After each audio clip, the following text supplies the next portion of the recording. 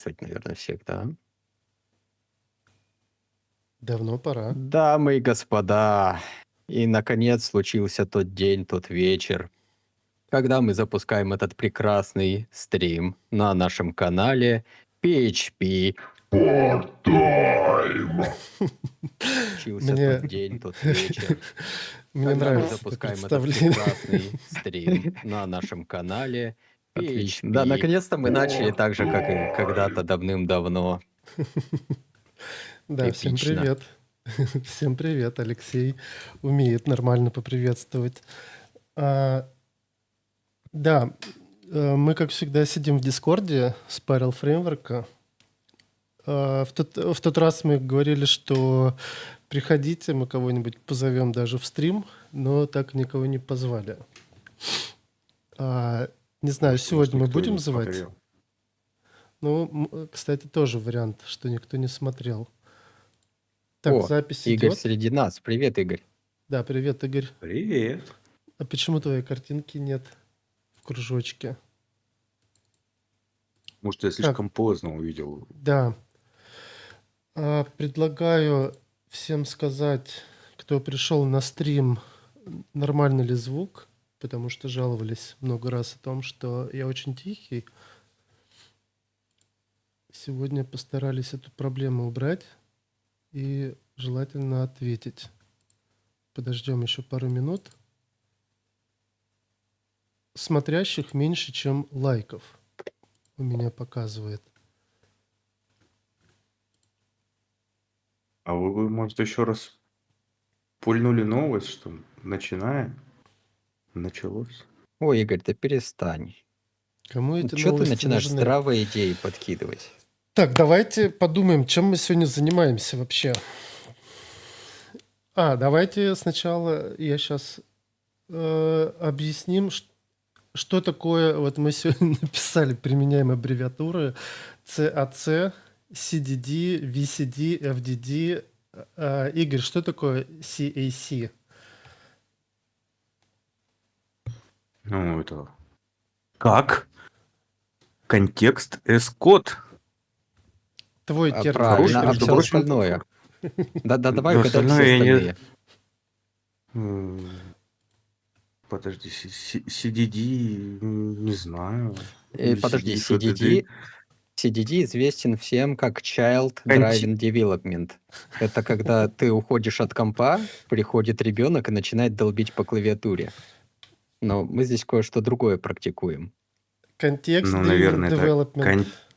контекст-driven development, да. Cloud меня- Driven Development. Ну, может и так.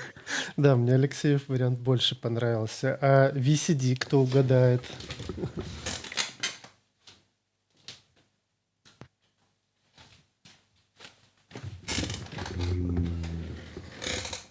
Это Vibe Code Development. О, Или как я это? был Vibe Coding близок. Development. И FDD, это, Алексей, твое уже Ну, это любимое. легко. Ну, что такое PDD, Игорь? Продемонстрируй. Fart-driven development. Да. Да. Эти ваши звуки, блин, нас смотрят образованные люди, а вы тут начинаете фартить. Это ты про меня? Так, ладно, всем привет. Сегодня мы опять продолжаем разработку чего-нибудь и показываем вообще, как вайб-кодингом заниматься. Кстати, к нам пришел сюда Дмитрий Н. Сидит в аудитории. Я думаю, что мы в какой-то момент будем запускать людей. Давайте хотя бы условимся раз в 20 минут, может кого-то запустить, кто захочет. Тот, кто Да, захочет надо лапку зайти, поднимать. да, там есть вроде возможность поднимать лапки, писать комментарии, будем читать и пытаться, если кто-то хочет зайти, говорите. В общем, так, давайте начинать. Значит, сейчас я уберу себе комментарии. Давай, может, как сначала, для прогрева, что у нас, может, новости какие есть? Да, давайте с главной Например, новости начнем. Сейчас я вот как раз в чате спросили у меня, как вам новые тарифы на Клод. Это имеется в виду, для тех, кто не знает, Клод выпустил новый тариф Max Plan. Это как можно купить iPhone Pro Max. Короче, что они дают? Первый — это за $100 в месяц. Я прям мечтаю его себе купить, попробовать на месяцок. Возможно, 5 числа, 12 числа следующего месяца я себе его и куплю. Или... Да, наверное, из-за таких, как ты, людей, которые замучили клауд-чат Да, кучей давайте автоматических запросов.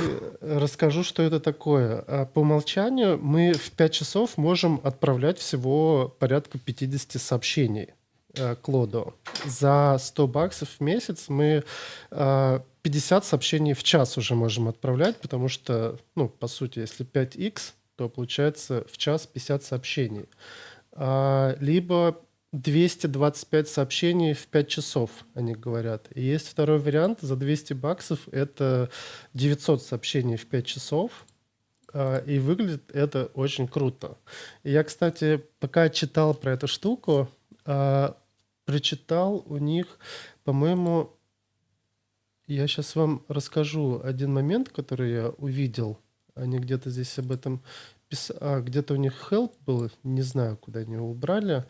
Короче, выяснил, что если в течение 5 часов или нет, в течение месяца они 80 раз, по-моему, или 40 раз должны, ну, то есть если превышаешь контекст 5-часовой вот этот рейт-лимит, 40 раз превышаешь или 80, забыл какое там число, то банят навсегда аккаунт.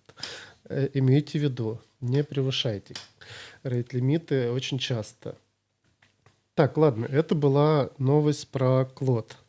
И мне Это тариф сейчас нравится. шутка была какая-то про банить тех, Не, кто нет, платит. я у них это прочитал, что у них есть в правилах, что если ты рейт-лимиты систематически нарушаешь, и они тебя банят, там, пока рейт-лимиты, 5 часов эти не закончатся, то у тебя это считается как нарушение правил, скажем так. И вот 40 или 80 таких нарушений, все. До свидания, аккаунт. Следующая Ну, новость. звучит как бред. Ну, почему Потому как что как бред? мы узнаем, когда я подхожу к лимиту или не Они подхожу, что за фигня? предупреждают. Они предупреждают об этом. Поэтому можно запомнить. Так, вот здесь вот это написано. Я сначала испугался. Вот, Max Plan. Так, how much, вот этот вот, по-моему. И вот здесь вот написано, что помните, что превышение 50 сессий в месяц мы можем ограничить ваш доступ к Клоду. Ну да, и вот они говорят, что в каждой сессии... Так, короче, вот здесь как раз написано про это, а здесь написано про вот эти вот... про количество сообщений в 5 часов. Мне, кстати, не очень нравится то, что они сделали рейт-лимиты в 5 часов. Могли бы в час делать, было бы, наверное, интереснее. Ладно, следующая новость. Алексей, давай, ты там какую-то новость хотел сказать? Я уже забыл. Не, Рассказывай. мы можем посмотреть, ты что-то релизнул по CTX, можем это глянуть. Да. В первую очередь давайте вспомним, что такое CTX. У нас было достаточно много изменений в последнее время. Для тех, кто пользуется CTX, можно немножко рассказать. Я буду показывать на примерах. И давайте начнем. Сейчас я создам новый конфиг. Он создался. Для тех, кто не помнит, CTX — это наш контекст-генератор, который мы прикрутили в Клод. У него тут есть тулзы, все дела. И я в последнее время вижу прям очень много появляется новых MCP-серверов. Каждый из них дает какие-то тулзы нам, ресурсы и все такое. И, допустим, вот один из последних, что я смотрел и вообще мне понравился. Это GitHub MCP. Давайте его быстренько покажу, что они там дают нам. Ну, короче, у них... Так. Блин, это не то. Я открыл GitHub MCP сервер. Во. Это ты вообще открыл Вот это вот. MCP протокол. Да. Это описание MCP протокола было. Вот они сделали свой сервак, и у них, посмотрите, сколько тулзов. Я когда все эти тулзы увидел, думал, блин, ну вроде с одной стороны крутая штука, но с другой стороны, если мы таких пяток серверов себе подключим в Клод, то будет просто какая-то каша. Я даже не представляю, как Клоду навигировать во всех этих тулзах. Это какое-то просто... Ну и получается, что иногда хочется, чтобы у нас в проекте были только те тулзы, которые нам действительно нужны, и иметь возможность их туда-сюда свитчить. Поэтому я подумал, как это можно с этим поработать, и сделал такую интересную штуку. Ну, во-первых, многие тулзы они сделали тулзами, потому что, вот, например, у нас есть такая штука, как ресурсы. Ну, все понимают, что есть такое понятие, как тулзы. Это то, что мы, как экшены, которые вызываем. А есть ресурсы, где мы какие-то данные получаем. И вот чтобы ресурсы получать, мы туда не можем передавать какие-то аргументы. И получается, все ресурсы у нас что-то выдает такое ограниченное. Вот, кстати, не знаю, как это работает. Это, наверное, на все наши репы. Или мы когда ресурсы эти получаем, мы как будто передаем, что ли, туда. Не совсем понимаю, как оно работает. Неужели в ресурсы можно передавать аргументы? И поэтому я подумал, а почему бы нам не сделать вот такую вот штуку? Мы имеем секцию тулзов, мы говорим, вот у нас есть тулза, например... ну, кстати, по идее можно. То есть мы, допустим, GitHub... Можем сказать me, айдишник тулзы. Можно же так делать? Ты Наверное, вообще можно. рассказывал, что у тебя есть тулзы тут? Да, никто не знает, что у тебя есть тулзы. А ты тут уже Вообще, про MCP заливаешь. тулзы — это то, что мы... Так а мы же Покажи на сколько уже простом про примере. контекст... Ну ладно, давайте. Что такое тулзы? Раз уж Игорь говорит, для тех, кто никогда не пользовался CTX, тулзы — это там типа какие-то операции, которые мы можем выполнять с нашим проектом из Клода. То есть мы можем сказать create write simple message into docs file using file write. Ну, то есть это уж прям для тех, кто первый раз смотрит наш стрим и никогда не пользовался Клодом и тулзами. Ну вот он типа создал message-doc. Блин, зачем он message-doc сделал? Интересно, я его смогу открыть. Молодец. Че, давай, чем его можно открыть? Наверное, Так этим это же фотошопом. этот, Он тебе текст туда засунул. Microsoft Word. Не, Ну, он же тебе туда 97-й. текстовый так я контент понимаю, засунул. но его этот шторм-то не открывает. Ну да, вот он мне Simple Что Message значит не записал. открывает? Открой. Ну, не знаю, как его открыть. Не, Он то, что у предлагает... тебя есть тулзы по файлам, это уже всем давно известно. А вот то, что у тебя ну да, в контексте... сори, я понял. Смотрите, у нас контекст-генератор, я добавил возможность создавать собственные тулзы. Тулзой может быть любая баш-команда, любая консольная команда в нашем приложении. Мы говорим, что вот у нас есть тулза, например, а давайте в другой проект пойдем. Здесь, Давай наверное... PHP Unit запусти в этом проекте. давай, тулзой. точно, я и забыл, что у нас такое есть. Мы говорим, что у Это нас всё есть потому, что ты не PHP используешь тесты. run tests, да, я их не использую. Run tests. И мы говорим, что это type run, и у нас есть команда. Мы запускаем... Чего мы запускаем? Composer. У тебя есть через композер есть? Да, да. И говорим, что мы запускаем команду Не-не-не, композер. Паша, давай лучше vendor bin.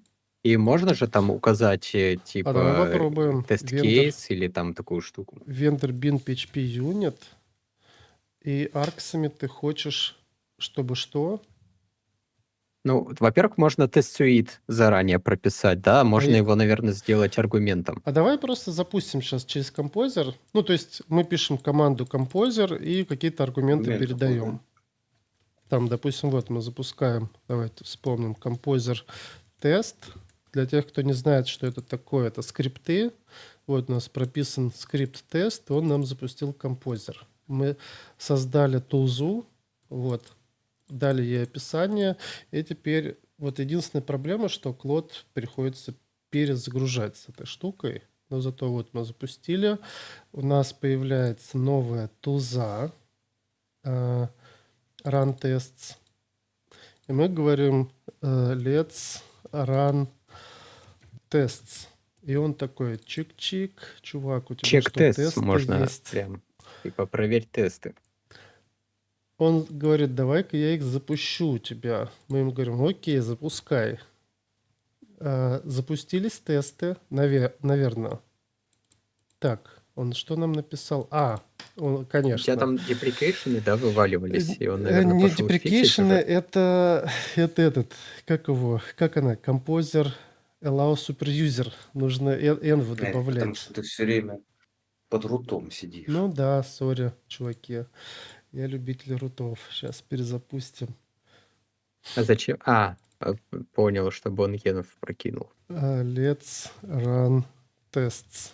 Запускаем новые тесты. Смотрим. Паша, надо было сейчас перезапускать это все, потому что тулза-то как бы зарегистрирована осталась.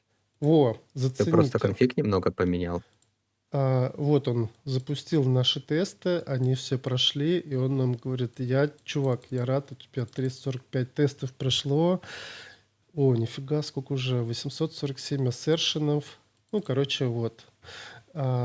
И дальше мы говорим, давай еще fix code style. Так, это что у нас тут? Code style fix. Как там CSFix? И мы можем еще говорить, что... вот можно env, кстати, создавать повыше, потому что в одной тулзе можно запускать несколько консольных команд сразу. То есть мы можем сказать, что запускай последовательно сначала CSFix, потом refactor. То есть ты это линтером можешь назвать, просто lint код, да? Ну, кстати, давай так и назовем. И у тебя там будет и код Lint. стайл, и все остальное. Run lint code style fix. Сейчас я покажу, для чего это нужно сделать. Ну, ладно, вот. У нас есть тулза. И теперь мы говорим нашему Клоду. Мы можем сказать, что так, у нас есть проект, во-первых, контекст-генератор. Надо в него перейти, чтобы уж прям совсем хорошо. Мы говорим, что у нас есть какой-то... у нас ничего нет. Можем сказать... давайте создадим наш первый контекст, чтобы объяснить. Ну, у меня, во-первых, есть все контексты. Для этого мы можем... Они уже в директории проекта, все контексты ямлики есть. Их нужно просто импортировать, чтобы у нас были контексты pf, src. Так вроде. Контекст.yaml. Все. Смотрим. По идее, должны все... вот все контексты появились. И у нас есть какая-нибудь вот HTTP клиент. Мы теперь говорим let's refactor или там, да, HTTP client, client and don't forget run linter. Так, здесь forget, use file, write tool. Фартсет тоже неплохо. Да. Да, вот мы ему дали в контекст нашу библиотеку HTTP клиент, который, по сути, является враппером на PSR клиент и имплементацией.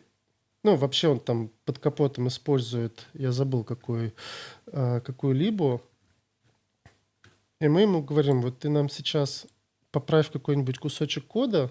Вот он сейчас обновляет что-то. Давайте посмотрим. Вот так, ну ладно, это мой код. Не забыть бы его, что нельзя удалять. Allow. Вот он нам внес изменения в какой-то файлик. Где тут у нас это? Вот. HTTP Response добавил нам какие-то здесь PHP-доки. Еще что-то добавил. И после этого... еще следующий файлик правит. Ладно.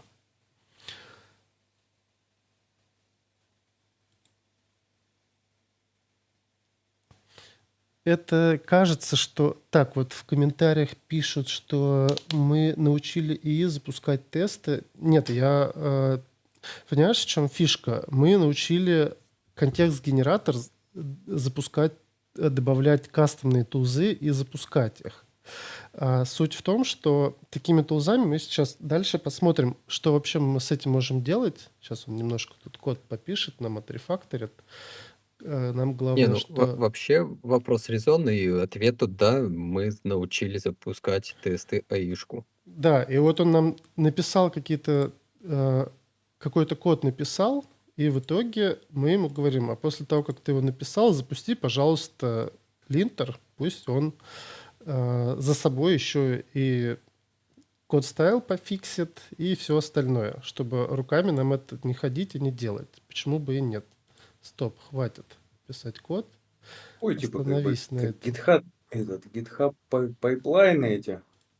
Но Вот он только это нам будет сам все это... AI пайплайны. Ну, конечно, я таким не страдаю, но сам факт того, что так можно сделать, почему бы и нет. Вот он нам сказал, что в файлике код style пофиксил, потом запускает ректор. Вот. Это код style fixer. И вот дальше он ректор запустил, пофиксил еще что-то. У нас, получается, написан полностью код, который соблюдает все код стайлы. Так, ну здесь это я его остановил. Это мы удаляем. Тесты не запустил. Можно просто сказать ему, чувак, пиши тесты в проекте, и когда ты их напишешь, не писать забывай тесты, их... запускать. Нет, ну он может их После рефактора, ну, допустим, он сделает рефактор, он запустит линтер, он запустит HP-ректор, и в конце он запустит существующие тесты. Да, а потом он напишет пожалуйста. тесты и проверит, проходит ли у него тесты, или где-то что-то упало, и пойдет их пофиксит. Но это уже а-ля курсор, виндсерф, они ровно по такому же принципу работают. Просто мы в своем Если нет разницы, клодике... зачем платить больше? Да, просто мы в своем клодике запускаем любимым. И почему бы и нет? Давайте дальше. Раз у нас есть тузы, которые мы запускаем, наши команды, почему бы не пойти дальше и не сделать еще один вид тузов? Это HTTP веб-хуки. Допустим, представим себе, что мы хотим сделать некую RAG. Назовем его прям RAG Storage. Или что? RAG Store. Store Documents in RAG. И говорим, что это HTTP туза. Все. И для того, чтобы ее запустить, так, нам нужен request. Это метод post должен быть, у него должен быть URL. Я подготовился, у меня есть Nathan, мой личный сервер, в котором мы сейчас заходим и создаем новую тулзу. Кто не знает Нейтан, А как раз ничего, что у тебя там домен светится? Или у тебя там пароль сложнее, чем 1, 2, 3? 1, 2, 3, 4. Да, вроде ничего. Проверим заодно. Взломают, будет плохо. Что такое Нейтан? Нейтан — это визуальный построитель workflow. Причем очень разных. Мы сейчас вот с вами простое сделаем. Что мы хотим сделать? Мы хотим создать некий веб-хук с авторизацией по заголовкам. Ну и здесь вот у меня какой-то... Давайте... Вот у меня есть токен. Ладно, мы пока что его сделаем secret временно. Потом мы его поменяем. Да, вот у нас есть веб-хук. У него есть URL. Вот такой вот. Мы говорим, что вот такой URL. Так, headers у нас будет content type. И здесь нам нужен передать еще токен. Пусть будет secret, как мы А ты договорились. можешь, Паш, сделать, чтобы вот этот токен брался из Енва? Да, могу. Вот так вот мы можем сказать, что веб-хук, не знаю, токен. Можно вот так А сделать. сам сейчас в фоне у себя там сделаешь этот можем вот токен так как вот. надо? Я могу Или сделать вот так вот, секрет. Да. А можно в свои envy приложить, и когда мы запускаем наш контекст-генератор, покажи людям свои енвы. да, там у меня чего только нет в этих envy. Пусть будет так пока что. Идем дальше. Так, берем URL. Ну, давайте просто попробуем протестировать, будет ли он работать. Да, я еще сам даже не знаю. Так, и нам здесь нужна еще схема. Схема properties. Нам нужен только документ. Ну, давай документ. Type string. И description document body to be stored. Ну, так вот. И required document.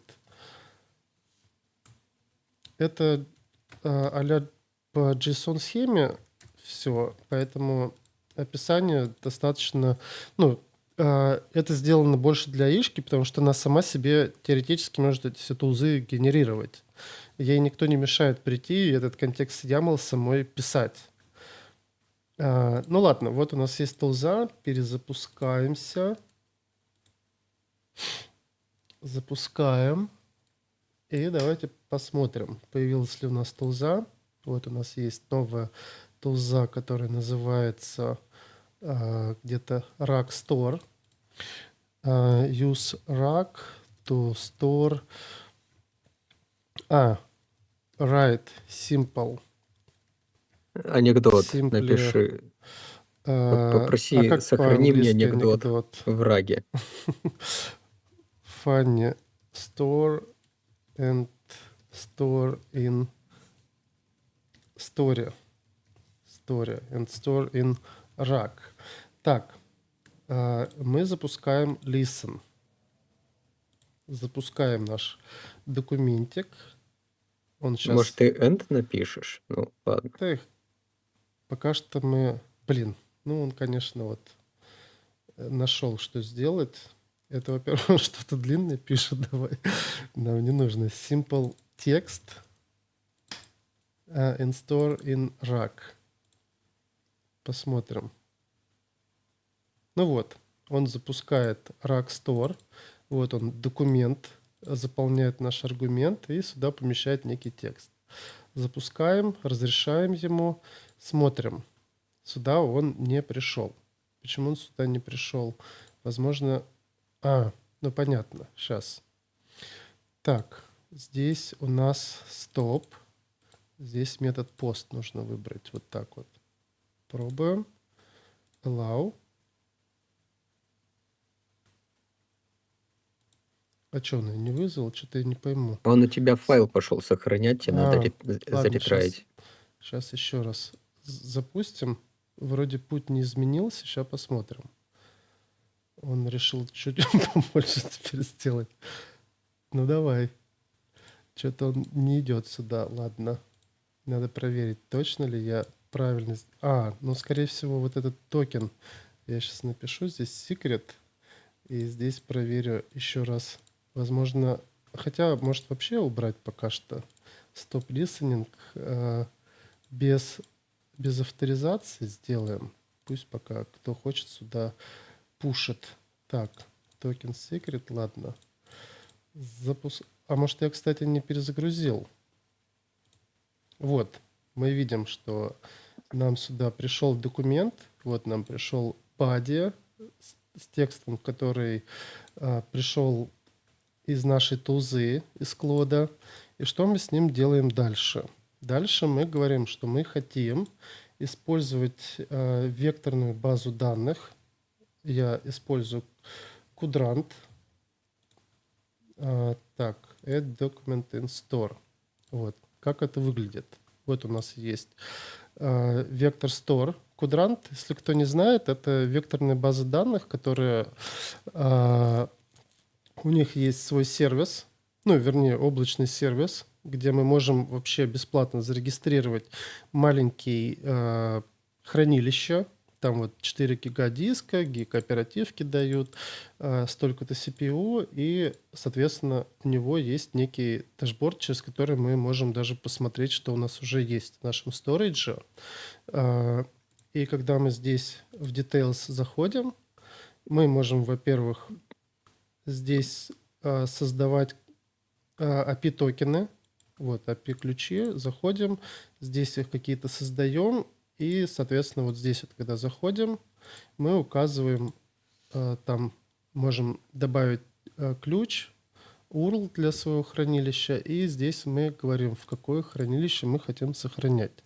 Допустим, пусть будет тестовое хранилище. Так, это мы сделали. И теперь нам нужно подключить сюда embedding. Embeddер — это тот, кто будет вектора делать. У меня есть OpenAI, и я его векторный embeddер беру. И дальше документ loader. Мы говорим, что мы хотим брать данные из JSON, и вот из этого, так, specific data, здесь говорим expression, и говорим, что вот из этого поля мы хотим брать данные, либо пустое, вот так вот. Павел, Да. а ты когда квадрант настраивал, ты синкал его опции, размер вектора с той аишкой, которую используешь? Или он Хороший автоматом как-то вопрос, это все делает? спасибо. Они говорят, что самому лучше коллекцию не создавать. Когда мы здесь указываем название коллекции, он сам ее создает и сам вот в зависимости от вот этих настроек сам там все это прописывает настройки. Поэтому... Он это типа по первому пришедшему вектору настраивает или как? Ну, вроде как первое обращение идет в Quadrant, и он в этот момент проверяет, есть ли хранилище, если нет, он его создает. В общем, заморачиваться самим не надо. И дальше мы добавляем Прекрасно. последнее, это сплиттер. Сплиттер — это тот, если сюда вот на вход к нам приходит текст, который будет там, не знаю, 100 тысяч токенов, сплиттер — это та штука, которая его будет разбивать на части. Потому что для тех, кто не знает, векторное хранилище эффективно хранить чанки. То есть большой текст разбивать на чанки. Каждый чанк рекомендует там а-ля 1024 токенов, чтобы был, и перекрытие примерно 20 токенов. Перекрытие — это когда мы разбиваем на чанки, и каждый чанк содержит по 20 токенов предыдущего чанка и следующего чанка. Вот. Поэтому мы вот здесь вот сплиттер добавляем, и у нас получается такая система. Теперь, когда мы сохраняем, запускаем тест нашего workflow, у нас тут вот на вход теперь добавляем, говорим, так, что нет, не надо ничего делать больше. Давай-ка мы с тобой заново... Жалко, ты что ты делаешь, хватит. Не может остановиться. Ему настолько нравятся новые тузы, что он никак не остановится. И даже, походу, как ребенок от счастья подвис. Подожди, Паш, только стой, стой, стой. Написал бы ему больше ничего не делай, не сохраняй там больше Ну да, никуда. кстати, можно сделать такое. Вот, нам приходит некое сообщение, и он нам говорит, что workflow наш отработал. То есть, ну, мы можем, кстати, еще раз его запустить. Ладно, не будем запускать. Идем в наш дашборд, дашбордик, и смотрим. Видим, создалось новое хранилище, и сюда положился наш первый документик с текстом. Все, мы сохранили. Враг текста. Теперь нам нужно второе, это поискать по нашему рагу. И потом я расскажу, зачем мы все это делаем.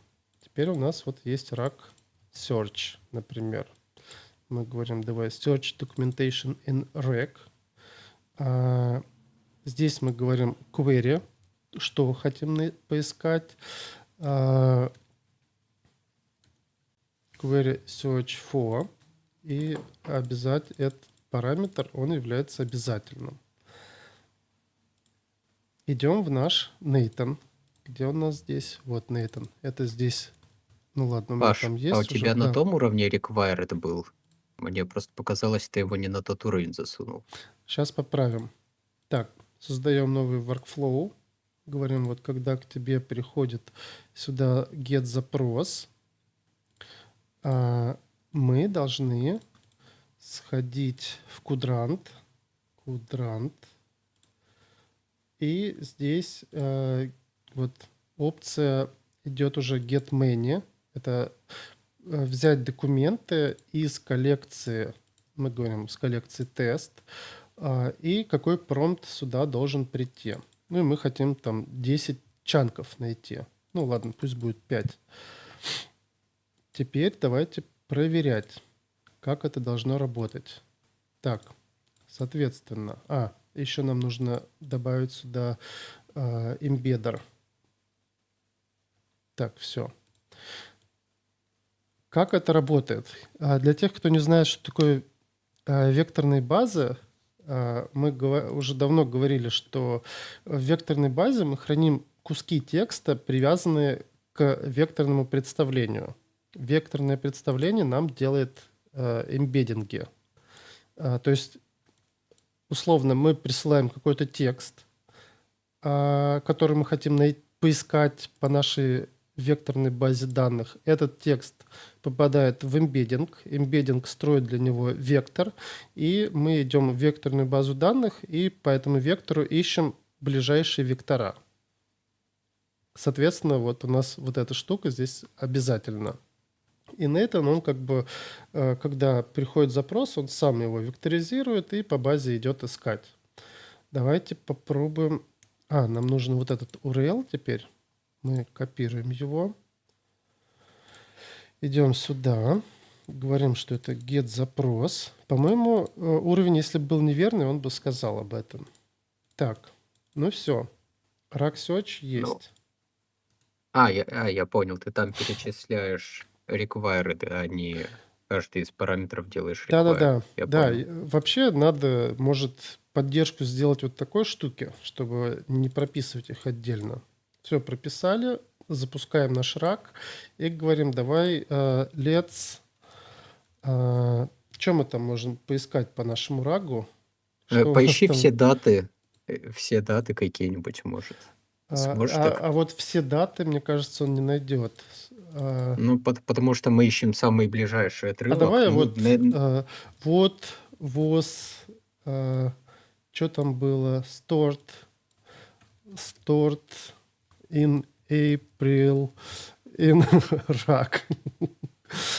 Так, April in rag. Find. Ну и смотрим, что он делает. Сейчас он должен прийти в наш workflow. Надо запустить. Чего-то ему не хватает. Вот здесь ему не хватает промпта. Тест. Ладно, пока поставим слово тест. Потому что пока не пришло. Вот, rag search. April 2025 stored document. Хотим вот это найти. Вот нам пришел запрос. Мы идем в наш кудрант. И вот здесь вот в промпт говорим, что все, что пришло вот в этот query, или так, вот он сейчас сюда пришел, этот текст, и мы проверяем, работает это или нет. Вот. Он запустил, сходил в векторную базу данных и нашел этот кусок текста. Пока все окей. Соответственно, теперь мы берем production URL, идем сюда, здесь ставим production URL и идем и запускаем. То есть говорим active, активировали, он сохранился, все, это рабочий workflow стал. Идем в наш вот этот, тоже копируем у него production stop, копируем production URL, делаем active и сюда его вставляем. Вот у нас есть два workflow небольших, и получается, мы можем теперь делать такую штуку. Для чего вообще нам это было нужно? Мы теперь заходим, говорим, так, берем какую-нибудь что-нибудь из нашего кода, HTTP client, и говорим, и берем, нам нужно для него сделать документацию. Давайте мы это сделаем следующим образом. У меня есть охрененный промпт. Пока что его давать никому не буду. Так, я его пока что руками вставлю. Но если кто ссылку сможет взломать, вам повезло. Перепечатаем с экрана. Да, с экрана перепечатывайте. Вот у нас есть dev-промпты. Заходим в Claude и говорим, вот тебе промпт на internal readme генератор. Тут такой длинный промпт, как описывать наши компоненты. Create simple readme for HTTP client and store in rack. То есть мы Only. файлы уже... Напиши only, а то Блин, сейчас уже пойдет. поздно. То есть мы сохраняем данные не локально, а сохраняем их уже в рак, чтобы потом мы могли по ним также искать. Вот когда мы будем писать код, и там мы можем нашему АИшке сказать, что, чувак, ты когда какой-то код пишешь, у нас есть рак, ты в нем сходи и поищи какие-то компоненты описания, если тебе что-то нужно. Мы можем вообще туда весь код свой запихнуть, чтобы он по этому рагу куски кода ходил, искал. Так, вот он сохраняет. Так, он не сохранил, видимо, что-то там пошло не так. Сейчас мы проверим, что не так пошло. Что-то не так. Стоп. Сейчас посмотрим, на чьем уровне была проблема. Так, и там вот векторная база — это отдельный сервис или это внутрянка N8N? N8N — это штука, которая связывает между собой внешние сервисы. То есть у них есть множество интеграций, тут вот разные сервисы, там типа Telegram есть, еще что-то. Мы можем через АИшку вообще, не только с АИшкой использовать, а с чем угодно и хранить хоть в Google документах все это дело. Вообще, да, кстати, хорошая идея. Прям брать не в код проекта хранить документы, а Google документы создавать, чтобы АИшка их создавала сама. Да, можно прям вот так вот сделать. Сказать, что теперь берем Google Docs. Где он тут был? Вот. Можно еще туда психануть всяких настоящих этих агентов LLM впихнуть, чтобы они что-то там среагировали. Да, Написал вот. код плохо, а уже раз там твоему тимлиду пришло о том, что кто-то наговнокодил, выписать ему премию. Я хотел посмотреть. Вот у нас последний execution был, и он пришел нам... Это что сюда пришло? Да, вот HTTP client сюда пришел. Он сюда дошел и, походу, сохранился даже. То есть мы, если вот сейчас здесь обновим страницу, мы увидим, вот у нас второй документ, но я где-то что-то там накосячил, видимо, пока сидел, код писал. что он вернулся через жопу почему-то. А сок это где-то в коде у меня, наверное. Можно будет посмотреть. У меня сейчас логи включены. И, наверное, где-то этот... кстати, нет. Я где-то это сделал. Так, это надо сюда. Ну понятно, почему у нас проблема. Потому что я здесь попросил его отрефакторить что-нибудь, и он успешно отрефакторил нам код, который сломался. Так, перезапустим. Ну, короче, вот он сохранил. И, соответственно, мы можем таким образом вообще все документы сохранить себе. А дальше вот мы что можем поискать?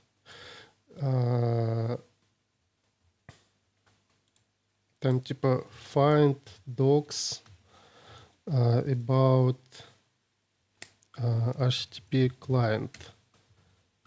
Ну и смотрим. Он, по идее, сейчас посмотрит, какие-то узы есть. Ну он пошел контекстом пользоваться. Вот здесь вот нужно будет его, во-первых, ограничить нам количество тузов in rack. Вот так вот. То есть, если инструкцию... Вот он, наш HTTP клиент пошел искать в раке.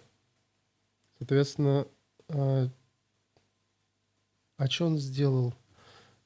Я, может, ссылки ему не поменял? Я понял, что я сделал не так. Сейчас, секундочку. Здесь вот нужно обязательно, когда мы на получение... Так, сейчас. Это вот этот. На получение, когда делаем что-то, вот нужно в веб-хуке обязательно указывать respond не immediately, когда последняя нода завершена. И здесь мы можем либо вернуть полный JSON, который вернулся там, либо мы можем попросить вернуть часть. Но нас в целом полный JSON устроит. Теперь запускаем, идем сюда, запускаем снова. Так, ну, конечно, как всегда.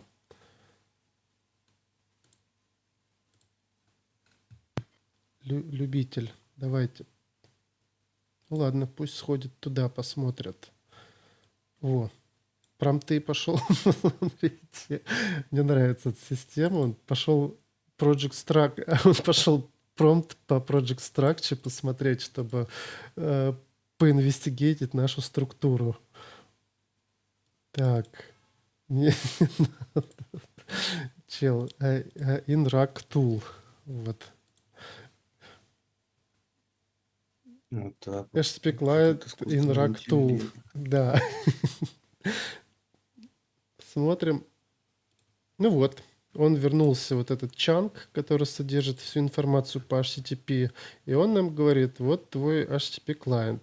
По сути, если правильно свой весь флоу выстроить, у вас будет такая штука, которая возьмет всю вашу документацию о проекте, о том, что вы разрабатываете, и будет периодически ходить в рак, по векторам искать подходящую информацию.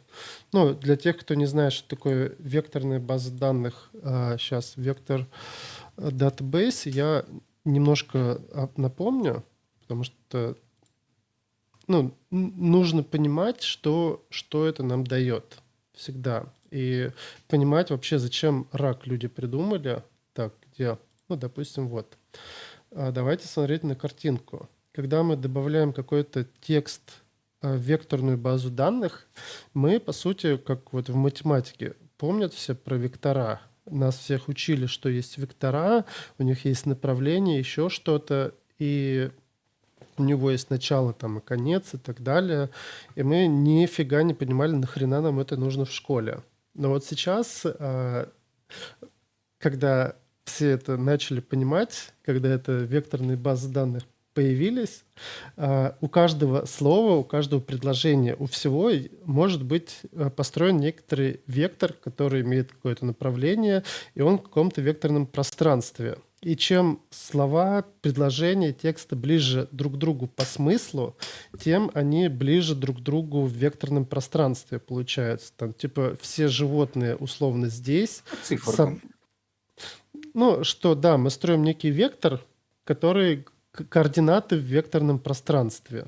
И, допустим, фрукты там ближе друг к другу, потому что они по смыслу, по всему там ближе, кошки, собаки и так далее. Допустим, котенок и кошка, они будут ближе, чем кошка и волк, а волк и собака будут ближе друг к другу по смыслу, чем все остальные. И, соответственно, когда мы по тем же самым документациям ищем, мы даем некий текст, этот текст превращается в вектор, и мы вот идем в такое векторное пространство и ищем, что же близко к нему по смыслу находится. И возвращаем какое-то вот, как мы здесь сделали в нашем workflow, возвращаем 5 ближайших документов. И эти документы возвращаются аишке, и она в них может для себя пытаться вот, по смыслу найти то, что ей нужно.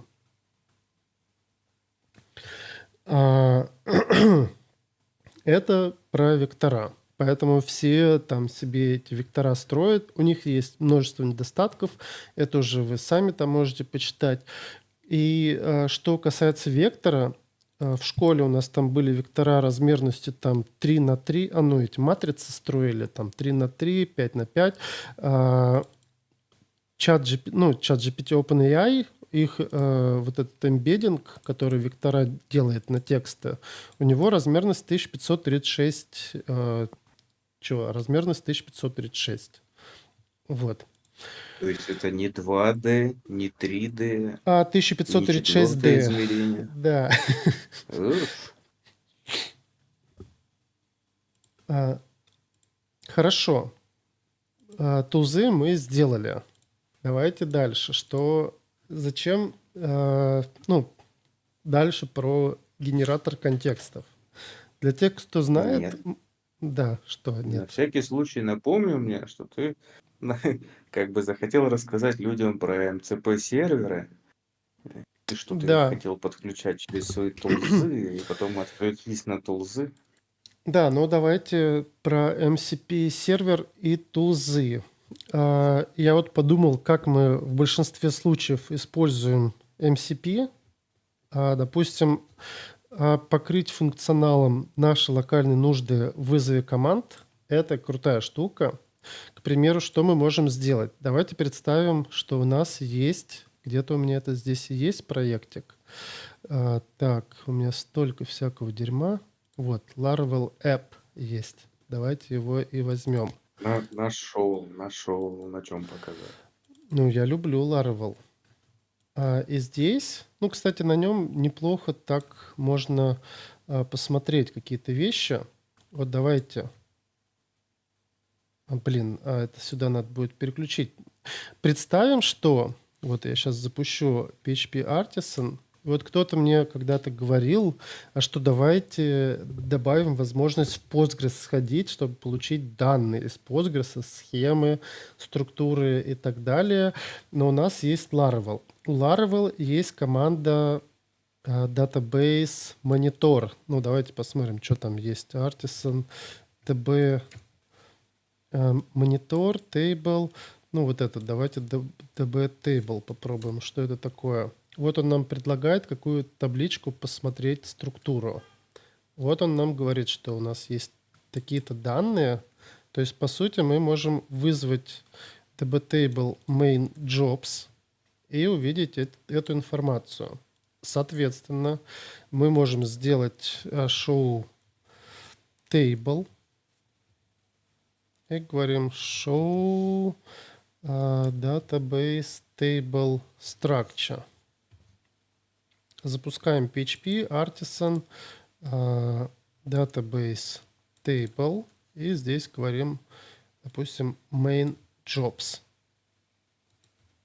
Так вот. Но мы можем сказать, а давай-ка мы через схему это сделаем. Эту, если уж совсем хочется, table. И вот ее сюда, по идее, наверное, можно вот так вот сделать. Я давно такие штуки не пробовал. По идее, так тоже должно сработать. и сказать здесь, что required table. И вот мы уже схему базы данных получить можем.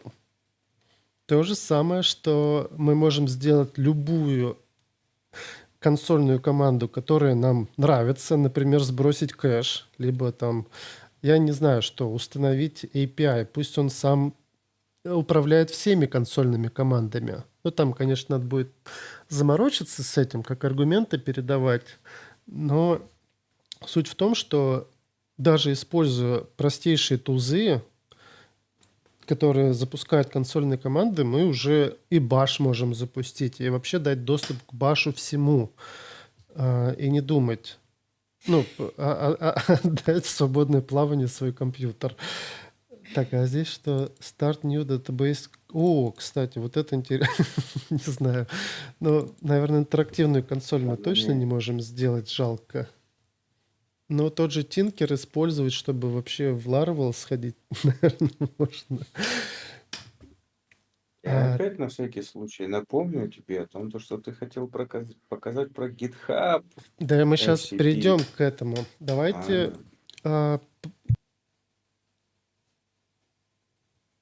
мы яишки, да, вот тут у нас. Вот теперь понял преимущество тулзов. Мы даем ИИ инструменты для получения доп. Информации. Да, мы даем рычажки управления своим компьютером, своей операционкой и всем, чем только хотим. Хотим файлы записываем, хотим файлы записываем, хотим читаем файлы, хотим, не знаю, директорий листинг делаем, хотим еще, ну, в общем, все, что угодно. Открой, Паш, Да. открой Официальной репозиторий, дырке. репозиторий Awesome MCP. Там вообще можно свой Google календарь зашарить Клоду и, ну, что-то, то, что мы привыкли, там, окей, Google, там, запланируй мне на завтра какую-то фигню, можно теперь будет делать через Клода. Да, да, тут этих тулзов, если кто не знает, их уже там миллионы. Вот смотрите, какой большой список тулзов всевозможных придумали люди. Они на каждый чих там, и на WhatsApp тулзы, и на текстовые CTX тут редакторы. есть? CTX, наверное, нет. Если кто-то добавит, это будет супер. Все никак руки не дойдут до этой штуки. Но их просто настолько много сделали, этим пользоваться тяжело. Поэтому я сделал так, что можно использовать то, что нам нужно. Но давайте посмотрим, что еще мы можем сделать. Немножко про CTX. CTX — эта штука, во-первых, рождалась по контекстам. Допустим, вот мы хотим получить контекст нашего проекта. Ну, или даже не то, что проекта, какой-то папочки. Мы, соответственно, говорим, вот у нас есть некий output path, куда мы будем сохранять что-то, something.md. Вот. Мы в этот документ помещаем данные из различных источников. Например, мы говорим, хотим из типа файл, из путей source path мы хотим взять какую-нибудь папку. Вот, допустим, ну, пусть будет вот этот git. Копируем сюда этот путь. Мы хотим, ну, давайте, и запустим эту штуку. CTX. Вот смотрим. В папку something добавился содержимое всех файлов из папки git. То же самое мы можем, например, сказать, а давай мы сюда еще положим git diff того, что мы там написали. Так, здесь нам нужно только приложить... Блин, я уже вообще все эти забыл. Что там у нас в git diff-то прикладывать?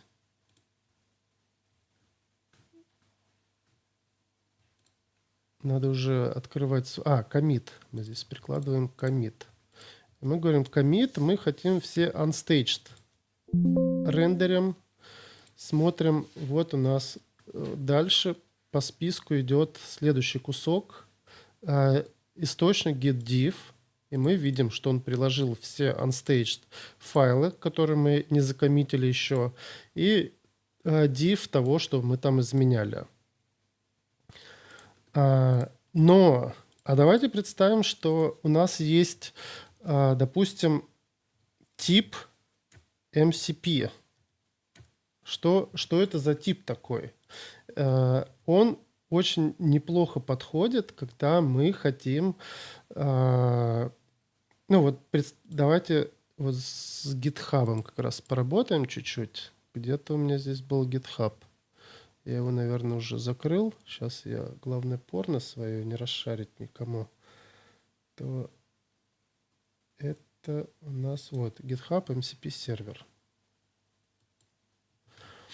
Допустим, у нас есть тулза, который получает get issue по номеру из определенного репозитория. Мы ее в основном будем использовать для того, чтобы решить какую-то свою задачу.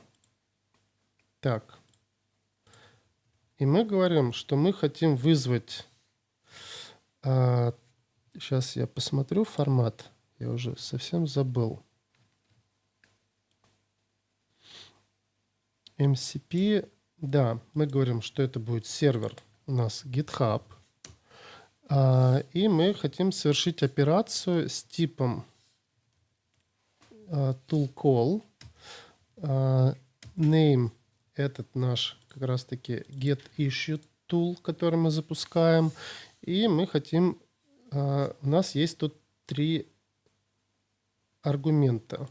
Первый аргумент owner, repo, issue number. Вот. Owner, repo, к примеру, пусть будет вот контекст hub генератор. Так. И issue мы хотим взять с номером каким? Допустим, вот этот, номер 175. Вставляем. Что такое GitHub? Давайте теперь опишем. Мы можем прямо вот здесь вот внизу описать, не обязательно вверху. Так, это у нас сейчас у нас есть settings, в них есть MCP, servers, и мы говорим, что у нас есть GitHub.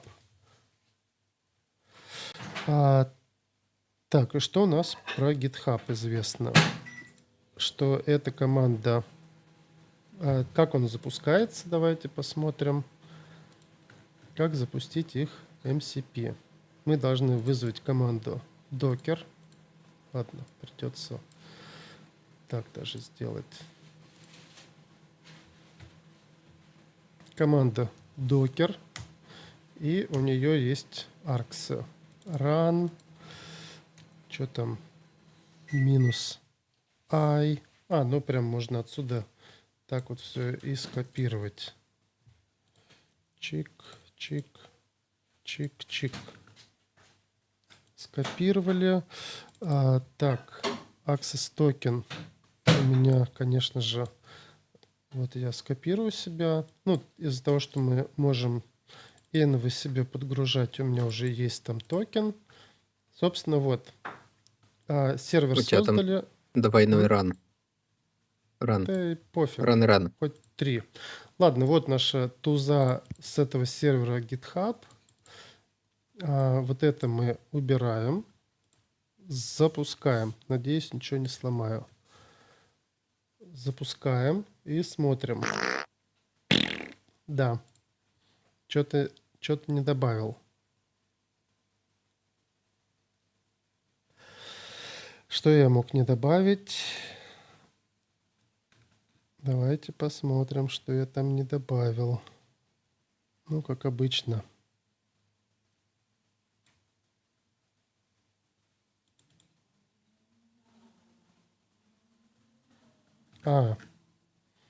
Может, здесь я что-то сделал. Что-то я не пойму, что...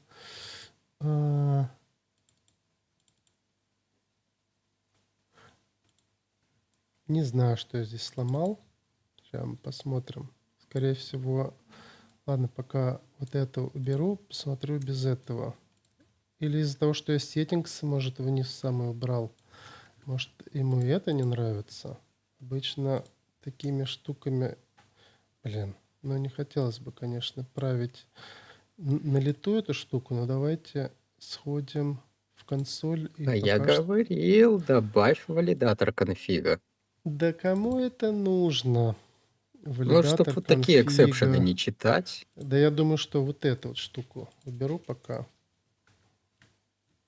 И он еще дальше ругается. Видали, какой Ну, зато классный этот? А что ему не детализация понравилось? высокая. Может, я, кстати, где-то здесь просто накосячил вот это, что ли, ему не понравилось? Нет. Где-то я что-то накосячил так, что...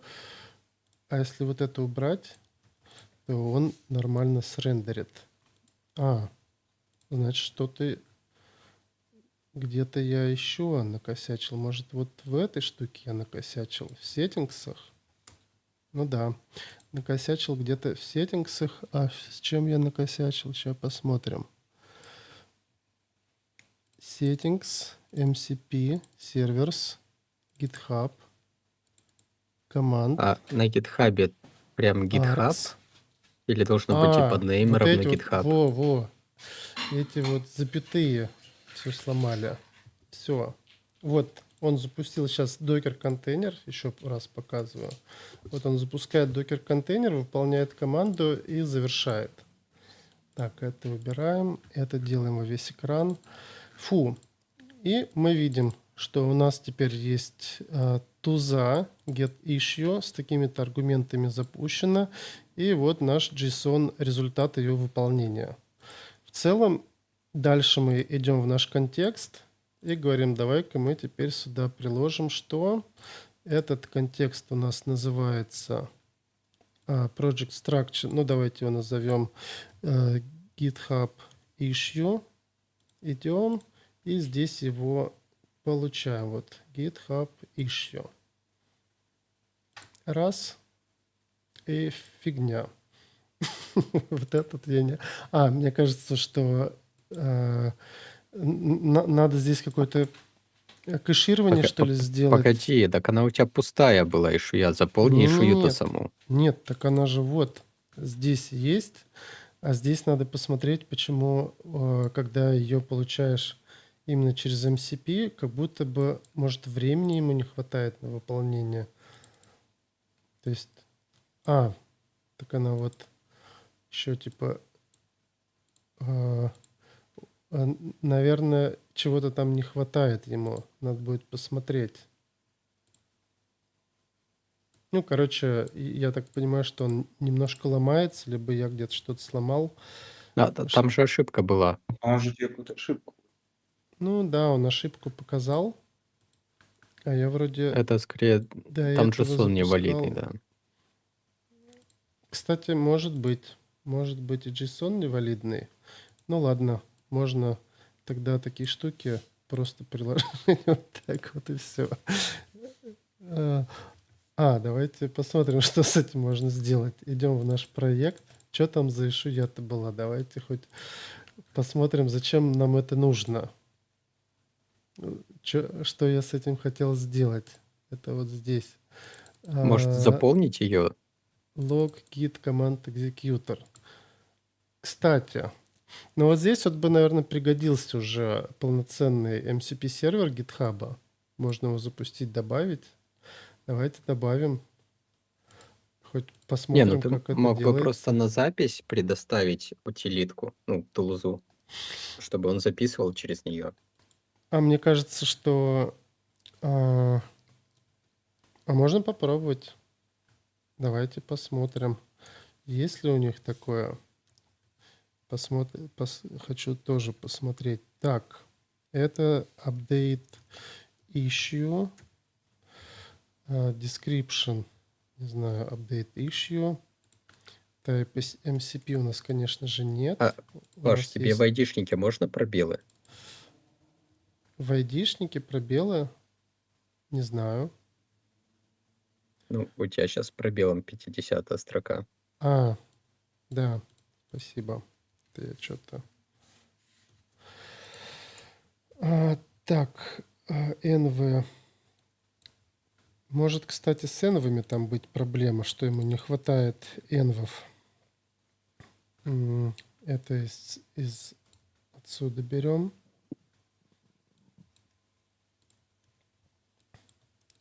Есть подозрение, что на энвах может погореть. И запускаем команду docker. Так, cmd docker args. Ну давай, рассказывай, какие нам арксы нужны. Такие вот нам нужны арксы.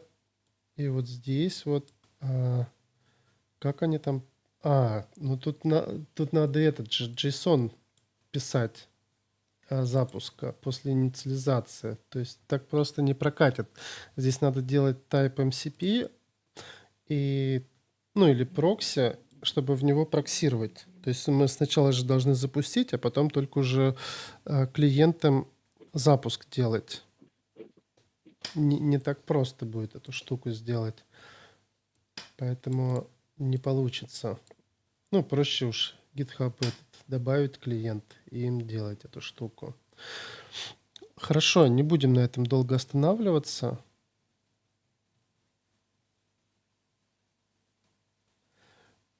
Может быть, у кого-нибудь возникли какие-нибудь вопросы? Да, Не давайте быстренько по стесняйтесь, пишите в вопросам. чат. А, кстати, кто-то хочет к нам зайти в Discord? Может?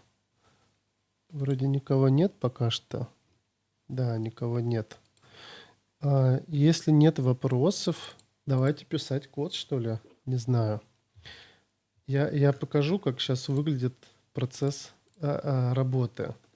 Давайте, может, в агрегатор, что ли, взять или где посидеть. Могу показать свой промпт по написанию доки.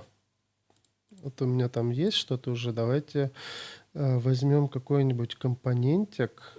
Вот, HTTP client, например. И для него сгенерируем доку. Ну, вообще покажу процесс, как происходит работа. Но только не в рак будем писать. Я сейчас, наверное, рак отсюда вообще уберу немножко, чтобы он нам не Всем мешался. интересный вопрос от пользователя. Владимир Олегович пишет: интересно, для Go проектов будет работать? Но Решено, вообще... открывай Roadrunner. Кстати, ну давай.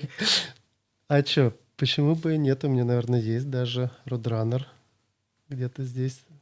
А тут другой, никнейм не очень читабельный, ZXCZQV.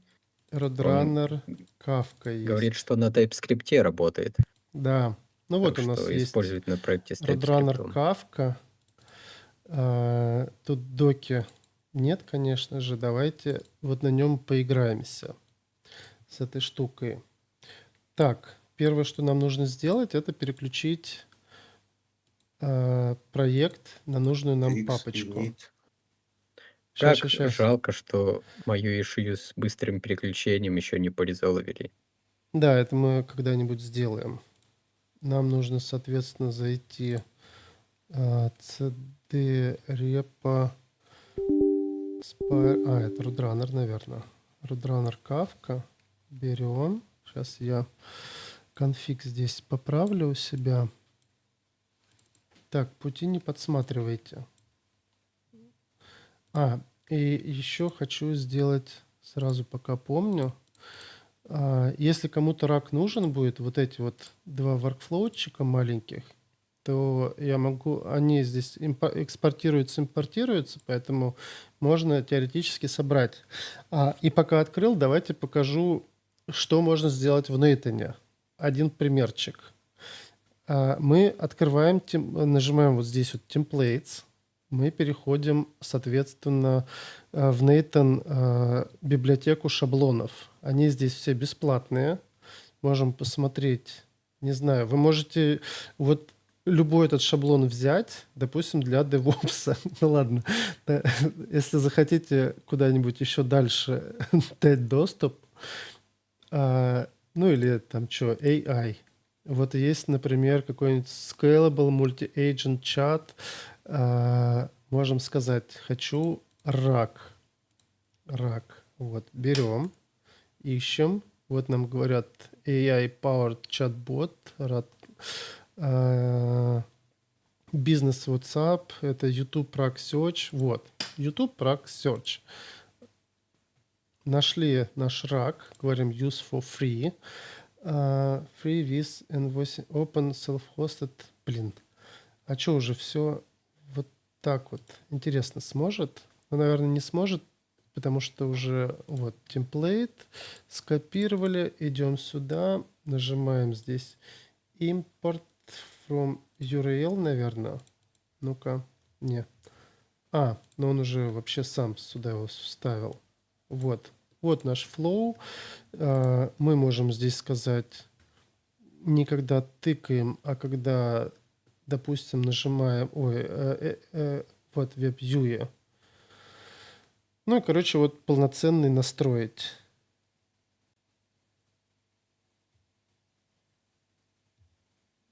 Так, чат GPT планирует внедрять MCP? Да, планирует, пока неизвестно когда. Но я так понимаю, что MCP всем настолько зашло, что надо быть дураком, чтобы его не внедрять. Да, планируют. Там этот Да. Сэм Альтман писал в Твиттере о том, что они у себя уже в API внедрили, ну, то есть с агентами можно MCP использовать. Мгм. И там, типа, в ближайшее время должны уже, в чат запулить. Мгм. Ладно. Пока ты говорил про рак, я уже настроил. У нас пока что ничего Вообще, нет. кстати, Паш, вот это хуки, Мгм. вот эти HTTP хуки, которые ты добавил, ну, в купе с Нейтаном, это на самом деле универсальный MCP, которым можно, ну, Нейтаном, на самом деле, можно ходить в GitHub, Мгм. качать эти ишуи и отправлять пост-запросы, скорее всего, да, там, со своим токеном, и тем самым реализовать любой MCP Ну, существующий, кстати, да. но Да. уже своими костылями, при А этом чё? со своим пайплайном. Да-да-да. Я что-то про это забыл. Я именно для этих целей добавлял эту штуку и сам на эту же ошибку. Ну, давайте посмотрим. Вот у нас То есть есть ты можешь даже, GitHub. ну, Вот, самое берем простое, GitHub. да. Create, так, ну вот, create issue, Тут даже edit issue. готовые Ну да, есть. GitHub есть. Можем, соответственно, тулзами это сделать через Nathan. И будет даже еще лучше, потому что мы не весь JSON будем возвращать, а только то, что нам нужно собирать, прям документик целый. Хорошо, что Алексей сказал. Но вообще для тех, кто... еще один пример. Мы используем ClickUp в своих проектах. Ну, можно еще и Jira. Вот, Jira есть, ClickUp есть. ClickUp — это task manager, и можно также через тузы сделать доступ к ClickUp и создавать задачи, разбивать их на подзадачи, прям вот говорить, а давай-ка создадим что-нибудь. Блин, надо будет сделать этот флоу с GitHub. Ну ладно, может, в конце посидим. Мы пришли в Go. Да, давай, Давайте... может, М. Паша, может, конкурс сделаем и проходочку на подлодку разыграем, разработать в чате флоу под GitHub, что типа какой-то интересный. Ну, кстати, Если тебе можно как удастся его вариант. запрограммировать, Мне кажется, звучит интересно. Можно попробовать. Ладно, давайте CTX init вызываю в нашем этом. На Go проекте хорошая, интересная задачка. Вот у нас конфижик наш. Идем смотреть, сколько там дерьма в нем будет. Ты только Project. папочку там SRC не забудь поправить. Да, сори. Так, а у нас здесь куда надо смотреть вообще? Kafka Jobs. Ну, хорошо, здесь файликов немного. Мы вот сюда вот смотрим. Kafka Jobs, файл pattern. По умолчанию вот так. Убираем, запускаем заново. Вот у нас структура проекта. И нам нужно сюда подключить мои классные промпты. Для тех, кто не знает, это вот этот. Так, импорт. Вот так. И наши бесплатные давайте тоже подключим. Вернее, не все бесплатные. Они же на гистах Но мы лежат. можем продавать их за денежку. Кому они нужны за деньку? Вот этот гист, если кому интересно, он в доксе CTX есть. Вот здесь заходите, докс, и вот здесь есть prompts. В промптах описано, как писать промпты. Мы можем вообще в своем проекте вот написать какой-нибудь generate controller prompt. Вот так, prompts, ну, под наш конкретный какой-то проектик. Ну и, допустим, попробуем, сейчас посмотрим, будет он вообще работать. Вот, generate controller. Он нам говорит, какой контроллер. Это user. Submit. И не подобавился. Возможно, потому что там проблема с чем-то... Тут я не все вставил. Черт. Месседжи-то я не вставил. Конечно же. Я уж думал, что-то сломалось, а оказалось, роль систем нет, это я поправил. Все. Идем. Prompts. User. Submit. Вот наш prompt. Generate controller for user entity. Да, работает промпты. И вот здесь вот снизу есть импорт. И вот здесь эта ссылка на гист есть. Если кому нужно, могу вот в чат скинуть. Во. Можете себе сохранить, отсюда Также брать. за отдельную денежку есть ссылки на про Да нет промпт. никаких Как вот. платных. Давай Да не подожди, блин, ну дай пугай. потрогать. Ну там free Ладно. version, вот это Pro, Team, там Enterprise. Все дела. Да, напоминаю, что здесь есть основной промпт, это PHP-разработчик. Как это работает? Мы заходим в CTX и просто в списке такие... ну я его не импортировал. Сейчас. Автозаменой PHP на Go. Да. Кстати, мы можем сейчас написать свой промпт классный. Так, URL у нас вот этот вот. Все. Вот у нас есть PHP разработчик, сейчас здесь появится, PHP developer. Вот, мы его можем, как основной, допустим, вставить себе для Go. Или пойти другим путем. Если кто не знает, как многие руками правят, instruction. Мы вставляем сюда PHP developer instruction. Adopt instruction for Golang. Rewrite instruction for LLM. Чик. Ну все. Зачем писать руками, когда инструкцию может написать наш прекрасный этот? Ага. Непонятно, зачем нам инструкция нужна на Go. Ну, пусть будет. Это что, Мы My же Super будем App? разбираться с Go проектом. Да. Вот мы инструкцию переделали.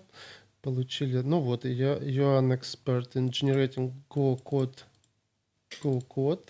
Нафига нам тут слово generators? Ты любишь свою работу и писать Go code, following best practice and clear structure, бла-бла-бла. Ну, короче, вот. Да-да-да, Пром- главное, чтобы там про ООП осталось. Да, но... ООП на Go. Ну, давайте теперь, что мы в первую очередь хотим сделать. У меня есть internal readme генератор. Мы вообще можем вот сначала Mermaid схему взять. Мы сначала говорим... у нас тут всего 4 файла. Давайте просто сделаем сразу codebase. Codebase MD. Overwrite нам здесь не нужен. Файл. Вот так вот. Kafka Jobs. Заходим и говорим, вот тебе Codebase. 1500 строчек. Нас это устраивает. Говорим, вот тебе Mermaid схема генератор. provide Mermaid sequence diagram. И смотрим, что там будет. Как работает наш Kafka плагин вообще. Он может сейчас нам что-то нарисовать интересненько. Посмотрим, что это будет.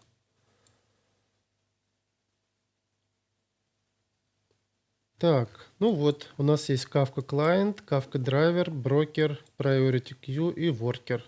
Мы видим, что как идут запросики, переходят в Kafka Broker, отправляют сообщение, бла-бла-бла, там процессит джобу. Ну, короче, вот выглядит, что вроде как правильно. С Go работать может. Давайте дальше. Мы можем сказать store in rack. Или store in docs folder. Пусть сохранит. Зачем нам вообще руками... Сейчас он посмотрит, что доксов нет. Вот он сейчас листинг директории сделал, получил, что там у нас есть, и начал писать docs kafka sequence diagram md файлик. Чтобы уж руками-то не ходить, не сохранять. Надеюсь, Валера этот стрим не смотрит. То он сейчас пойдет. Так, сохранил. Окей. Ой, ну и readme хочет написать.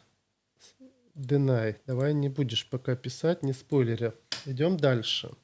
Дальше мы говорим, что у нас есть internal readme генератор. Мы сюда прикладываем нашу кодовую базу. Вот у нас есть 2 штуки. И теперь говорим create readme, наверное. И можем сказать, ну ладно, store in docs folder. Мы можем сделать вообще вот такую штуку. Для тех, кто видит, что я часто пишу одни и те же вещи, мы говорим, что у нас есть, кстати, 0.1 create docs. Например, вот так вот. Docs. Docs generation. Мы говорим, вот это нам не нужно. И здесь пишем your task is to generate documentation for the code base and use file write tool to store in docs folder. Все. Больше руками не пишем эту хрень. Просто берем и вот наш 0.1 create docs. Все, вот наша строчка. Запускаем. И пошли писать эффективную доку. Валера будет рад, что я ему доку пишу для Roadrunner. А пока он пишет доку, давайте посмотрим, что можем сделать. Нам нужна, во-первых, Roadrunner. Предлагаю заимплементить RabbitMQ jobs. Вернее, Слушай, давай не будем, а то Валера ладно. скажет, что мы его хлеб забираем.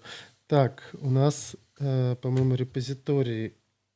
Только не Rabbit, а там какая-то другая фигня, ларавелевская вот это. О, они юзают. вот это вот уже Кивишная. лучше предложение. У нас есть репозиторий Roadrunner Docs, и в нем есть дока, и она лежит у нас в корне прям. Мы говорим, что у нас есть здесь Q, и в нем есть... вообще давай всю папку возьмем. Qs. Папка Qs. Master... Branch мы используем master. Вот. И давайте посмотрим, сгенерирует он вообще эту доку нам. CTX запускаем, Project Structure сделал. Здесь мы говорим override false. Так, контекст, docs, вот он у нас. Не сюда, вот сюда вот. Override false — это чтобы, если файлик уже есть, чтобы он его не перезаписывал. Вот мы docs.rr открываем, видим, что у нас здесь появилось столько-то документиков, и он собрал все доки из репозитория в один файлик. Теперь что мы с этим можем делать? Так, давай. Он уже готов нам что-то записать. Ну, вы хоть делитесь. Developer Guide какой-то пошел создавать. Хз, зачем он нам? Ну, почему бы и нет, пусть пока пишет. А мы посмотрим, что он уже сделал. Kafka readme. Так, как это выглядит? Сейчас я... Kafka Jobs компонент. Основное предназначение позволяет рудраннеру использовать Apache Kafka в качестве Q-System. Это он на основе кода выдал. Я здесь никакую доку не прикладывал, если что. Чисто код. Так, он имплементит все необходимые драйвера, интерфейсы для взаимодействия с Kafka брокером, описание для бизнес-аналитика и маркетинга, Bridge, приложение для Kafka, Publish, Consume, Message Routing, Integrate with Enterprise Messaging Infrastructure, описание, как работает простым языком для непосвященных. Дальше участники, ну, акторы, кто вообще, что в этом участвует. Application Developer создает и настраивает Kafka-based пайплайны в Roadrunner, бла-бла-бла и тралала. Roadrunner сервер управляет циклом Kafka. Kafka брокер, внешний сервис, Background Worker Process, который запускает джобы, и системный администратор, который конфигурирует и следит за Kafka. Бизнес-правила. Правила обработки сообщений, configuration rules, delivery guarantees, ну, как мы это добавляем, доменные термины. Это я просто писал промпт, который позволит бизнес-аналитику это отдать, и чтобы мы с ним могли на доменными терминами общаться. Что такое topic, partition, consumer group и так далее. По-моему, очень круто. И простые тут какие-то use cases некоторые. Давайте следующее. Что-то там нам девелопер. Все, хватит. Не надо, он уже пошел следующий. Хватит. Вот мне не нравится, что у них достаточно сложно. Зажми escape. Нет, Зажми ESC. он обычно здесь веб-сокетами это пишет, и оно иногда запаздывает. Так, ну давайте посмотрим. Developer Guide он сделал. Что тут есть у нас? Компонент, архитектура, ключевые компоненты, установка. О, нифига, он даже readme написал. Меня это пугает, конечно же. Причем, наверное, даже лучше, чем дока есть на самом деле. Я думаю, что у него где-то давно заиндексирована дока, и он мог... ну я так понимаю, что здесь, если мы откроем конфиг, и вот здесь все это есть, и он приблизительно знает, что там может быть, и даже TLS описал, офигеть, SASL, все эти параметры. Короче, чуваки, писать доку с помощью таких вещей одно удовольствие. Вот, Можно по кстати, если он компонентам. напишет доку по логеру, это было бы прекрасно, потому что сейчас там не хватает деталей совсем в доке Roadrunner. Да. И теперь что мы дальше можем сделать? Вот это, конечно, все хорошо, доку мы написали, но есть одна вещь очень важная, которую тоже нужно не забывать. Я очень часто это использую. Мы берем кодовую базу, и если я правильно помню, вот у меня есть guidelines, промпт тоже большой, он описывает, что он, наверное, для PHP предназначен, хотя, может, тут более таким простым языком написано. Гайдлайны, как писать код. Так, и мы говорим create docs. Очень круто, когда мы можем приложить 3 файлика, ой, 3 промптика. Ну ладно, сходи, посмотри, что там еще есть. Ну, Вот ему сейчас сказал сделать, или он сейчас сам решит, что ему написать. он пошел сейчас код изучать для того, чтобы понять, какие гайдлайны он может написать. Он еще посмотрел, что у нас в папке Docs есть. Ну вот он запустил directory list, и ему вернулось здесь все дерево каталогов, и он сам понял, куда ему стоит дописать. Увидел, что есть в доксе папка Kafka, и в нее пошел дописывать все это дело. Но он доки, конечно же, не читал, поэтому пошел по второму кругу. Ну хотя здесь он уже более девелоперскую доку пишет. Вот смотрите, мы смотрим overview, и здесь он пишет уже совершенно другие вещи. Он говорит, что такое, что это за плагин, его назначение use case, и начинает кодовую базу разбивать на части, описывать, что такое плагин, driver from config, driver from pipeline, какие файлы у нас тут есть, какой-то пример конфигурации, дальше пример кода, как пушить, как наши модули тут располагаются, диаграмма, компоненты, и вот он дальше конфиг описывает, как писать конфиги.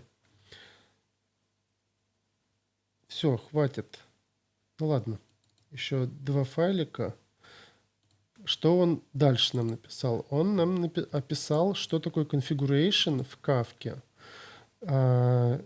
и как описывается структура.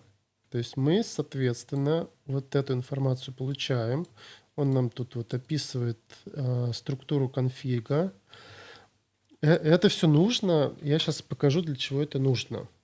Сейчас он допишет нам про драйвер. И пойдем дальше. По-хорошему, это очень важная информация, которую мы... Так, все, стоп. Мы всегда это должны делать перед тем, как приступать к разработке. Так, Но все, не каждый день. остановился. Да, не каждый день. Обычно это делается...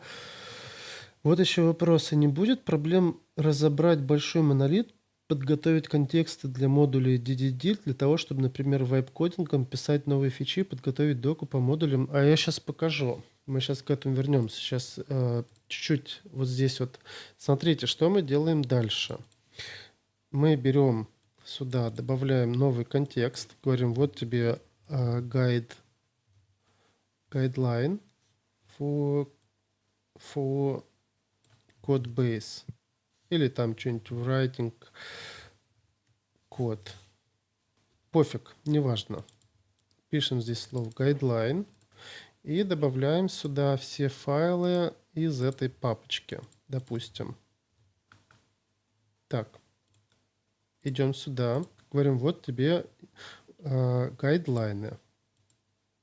Вот, мы ему даем гайдлайны и говорим дальше, и даем кодовую базу.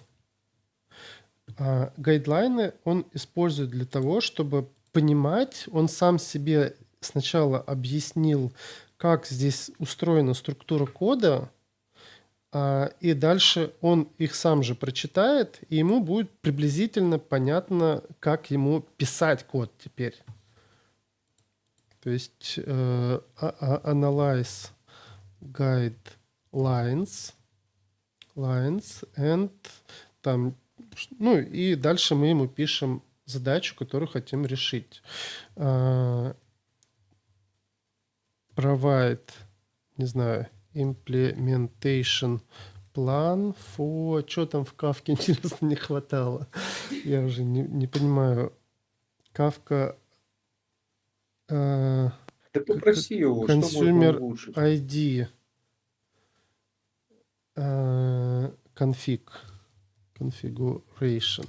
По-моему, вот такой штуки не хватает. Мы всегда должны просить, чтобы он сначала implementation план, ну вот он нам сейчас приблизительно покажет, что он хочет сделать. Главное, чтобы он код не начал писать. Ну вот, соответственно, он согласно гайдлайнам посмотрел, как все устроено, и предлагает нам полный... Сейчас мы вот это проанализируем, то, что он нам написал. Смотрите. Он говорит, что проанализировал current архитектуру, нашел, что есть group options, group ID, блок rebalance on pool, какой-то конфиг. Дальше говорит, я по имплементации вот структура, здесь обновлю, здесь не надо, здесь тоже обновлю. И дальше говорит, что он хочет сделать. Допустим, update opts go, добавить сюда consumer ID, вот новое поле добавить. Config go, он говорит, что вот этот блок добавит, вот existing код, и вот это он собирается добавить. Feature usage показывает пример, как мы это добавляем сюда. Ну и какой-то documentation changes предлагает, что там в документации поменять. Так, ну, собственно, дальше мы ему можем сказать, что мы хотим добавить, изменить. Если нас все... дальше мы ему говорим create, вот так вот. Говорим, вот тебе create docs, provide feature request. И сейчас он нам даст наш feature request. Так, что? Я нажал много лишних букв. Use file write tool and create feature request for feature implementation. Ну вот, он пошел feature request consumer ID создавать, и сюда сейчас весь этот текст поместит того, что он должен сделать. И, соответственно, то есть вот в этом чате мы с ним общаемся, уточняем все детали, переводим полное понимание то, что он должен сделать. Когда он все это опишет, мы эту сессию должны уже завершить. Мы не должны в ней писать много кода. Чем длиннее сессия, напоминаю, все вот эти файлы, которые он создал, это тоже учитываются. Так, стоп, хватит. Не надо нам ничего делать. Он пошел div еще создавать. Это что он? Файл write. Patch. Div хотел создать того, что хочет внести какие изменения. То есть мы идем, смотрим. Вот наш Consumer ID Implementation Plan. Все здесь добавлено. И так, ну и по пунктам описано, где что он должен добавить. Соответственно, все, у нас все есть необходимое. Дальше мы просто говорим, вот тебе, допустим... В новой сессии. Да, в новой сессии мы ему просто можем сказать, вот тебе implementation план того, что хочу сделать, а здесь написано, что мы хотим добавить Consumer ID Configuration Support и как это должно выглядеть. И дальше мы ему говорим, а теперь давай пиши нам код в новой сессии, чтобы она была с нуля, и мы уже не тратили лишние токены. Тут был вопрос по поводу того, как нам писать вот в большом монолите. В большом монолите давайте... Ты сначала запусти вот эту штуку, пусть она генерируется. Я не хочу запускать, сори. Да. Она, конечно, может написать. Мы, во-первых, Go-код не сможем проверить. Валеры здесь нет. Но мы хотя бы посмотрим, что он что-то напишет. Проблема в том, что я боюсь, что мы сейчас rate лимита превысим, поэтому я бы опустил этот момент немножко. Он стопудово напишет код. Да, мы его не заревьюем. Но проверить мы его все равно не сможем. И в rate лимит, если упремся, просто придется стрим заканчивать. А мы так хорошо сидим, Сколько мы уже сидим здесь? Ну ладно, давай тогда озвучим Или вопрос. будем смотреть, как про- я фичу имплементирую. Давай, озвучивай вопрос. А я открою Да. следующий Вот проект. у нас Какой-нибудь. Владимир Олегович в Ютубе спрашивает, а не будет ли проблем разобрать большой монолит, подготовить контексты для модулей DDD, для того, чтобы, например, вайп-кодингом писать новые фичи и подготовить доку по модулям для анбординга. Мы сейчас вот как раз-таки здесь немножко можем... Так, открываем следующий агрегатор, подходит под эту задачу. Хотя это небольшой монолит. Вот у нас есть агрегатор сервер. Мы берем его репозиторий и переключаемся на него. Так, чтобы переключиться, нам нужен что? VS Code. Давайте переключаемся, перезагружаем наш... Нам, кстати, Михаил затащил поддержку нескольких MCP серверов одновременно, чтобы они могли друг с другом жить. Вот наш агрегатор. Контекстов ты имеешь в виду? Да. Ну, Ну, сетиксов. да, мы пока что не будем ее показывать. Ее надо проверить, чтобы сейчас... Но я думаю, в следующем стриме мы вот это прям поюзаем. Давайте. Значит, вот наш агрегатор. Куда я его дел? Почему-то он... Вот у меня винда иногда просто бесить начинает. Сейчас я сюда. Вот. Не всегда он переносит адекватно. Смотрите, вот у нас есть агрегатор. Давайте начнем. CTX. Ой, CTX init. Запустили. Создали наш контекстик. Вот у нас есть структура проекта. Давайте ее посмотрим. Точно ресурсы. Нет, там у нас папка app. App. CRC. Давайте попытка номер 2. Вот.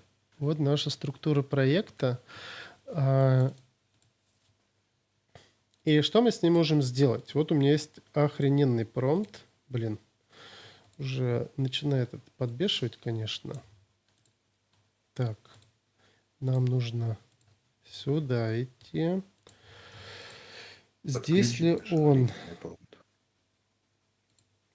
Вот, у меня есть охрененный промпт Feature Focused Structure, который описывает, что такое Feature Focused Structure проекта и как вообще по фичам разложить так, чтобы мы как можно меньше времени, ну, то есть когда у нас есть некое приложение, оно большое, и мы ему даем некую структуру и говорим, вот основываясь только на структуре проекта, попробуй ее разложить по фичам. Вот то, что здесь описано. И говорим, let's provide, let's suggest new project structure. И смотрим, что он нам покажет. Он ее сейчас проанализирует, текущую структуру, и предложит нам, говорит, вот у тебя есть домен авторизации, события, проекты, веб-хуки, common. И дальше пошли фичи. Первая фича Authentication, в ней есть логин, логаут, получение профиля. И вот раскладывает, говорит, вот хендлер сюда такой подходит, сервис такой подходит, HTTP экшены такие сюда ложатся. Вот, правда, callback, не знаю, что такое. Вот такой-то ресурс у тебя есть, логаут вот есть, здесь такой-то action, профайл me action есть, event management, create, list, view, project management, create, list, broadcasting, channel. Ну, короче, вот он нам прям неплохо так уже разложил по фичам. Соответственно, мы можем уже пойти весь код немножко переструктурировать согласно этой штуке. Можно вообще, у меня была идея какую-то команду попробовать сделать, которая поможет пересортировать. Но там он не сможет, наверное, с namespace'ами пройтись.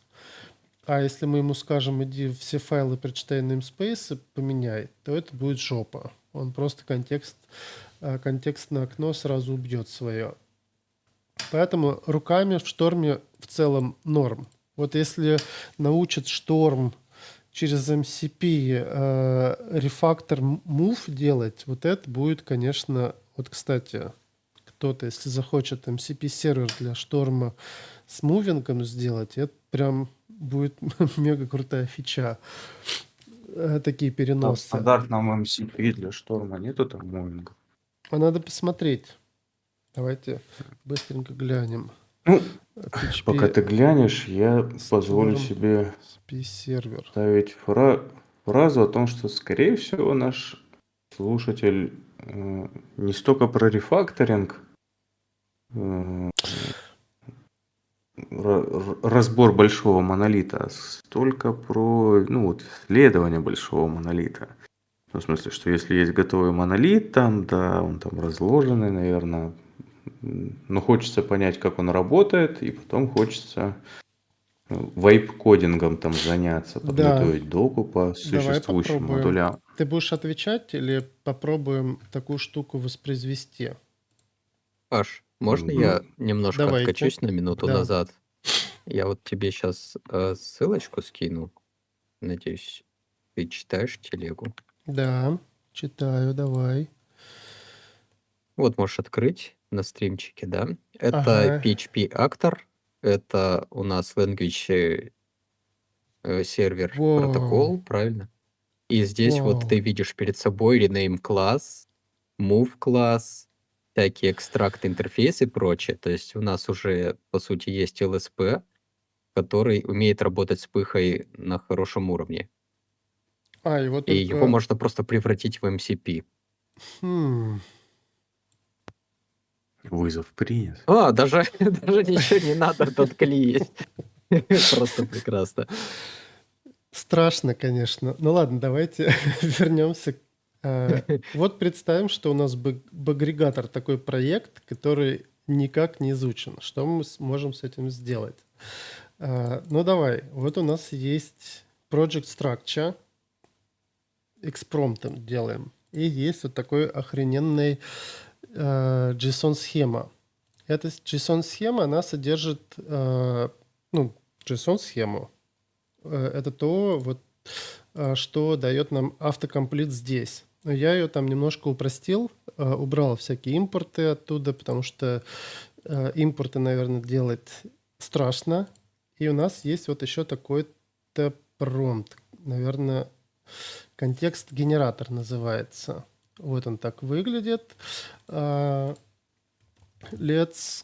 пишем let's create или let's provide contexts или update config, контекст YAML. Или let's create project Ты еще правильно бы писать YAML. научился, а? Да пофиг. Контекст файл for project. Use file write tool. Ну, давайте Почему Project посмотрим. YAML? Потому что мы его импортируем себе, и все. Зачем нам основной конфиг портить? Давайте посмотрим, что он сделает. Мы ему дали структуру проекта. Началось. App src folder. Вот. Он контекст YAML. Тихо. Deny. Сейчас мы ему скажем create project YAML. Потому что он там контекст YAML. Он хочет... это, наверное, в промпте жестко зашито. Хрен бы с ним, ладно. Пусть делает тот. Причем он его сейчас неправильно сделает. Давайте ему тогда скажем вот так вот. First read. Надо сказать тогда, чтобы он его читал. Context.yaml to check current Ну, ладно. Просто first read. Так, вот он файл read запускает, контекст YAML читает, посмотрел, что там есть, и теперь пошел, ну, то есть, чтобы он то, что там уже было, сохранил и туда дозаписывал только, обновлял его, а не... Так, вот он описывает, мы сейчас пойдем это все смотреть. Звучит уже страшно. Ну все, вот он нам описал наш проект. Смотрим, у нас есть структура проекта App SRC.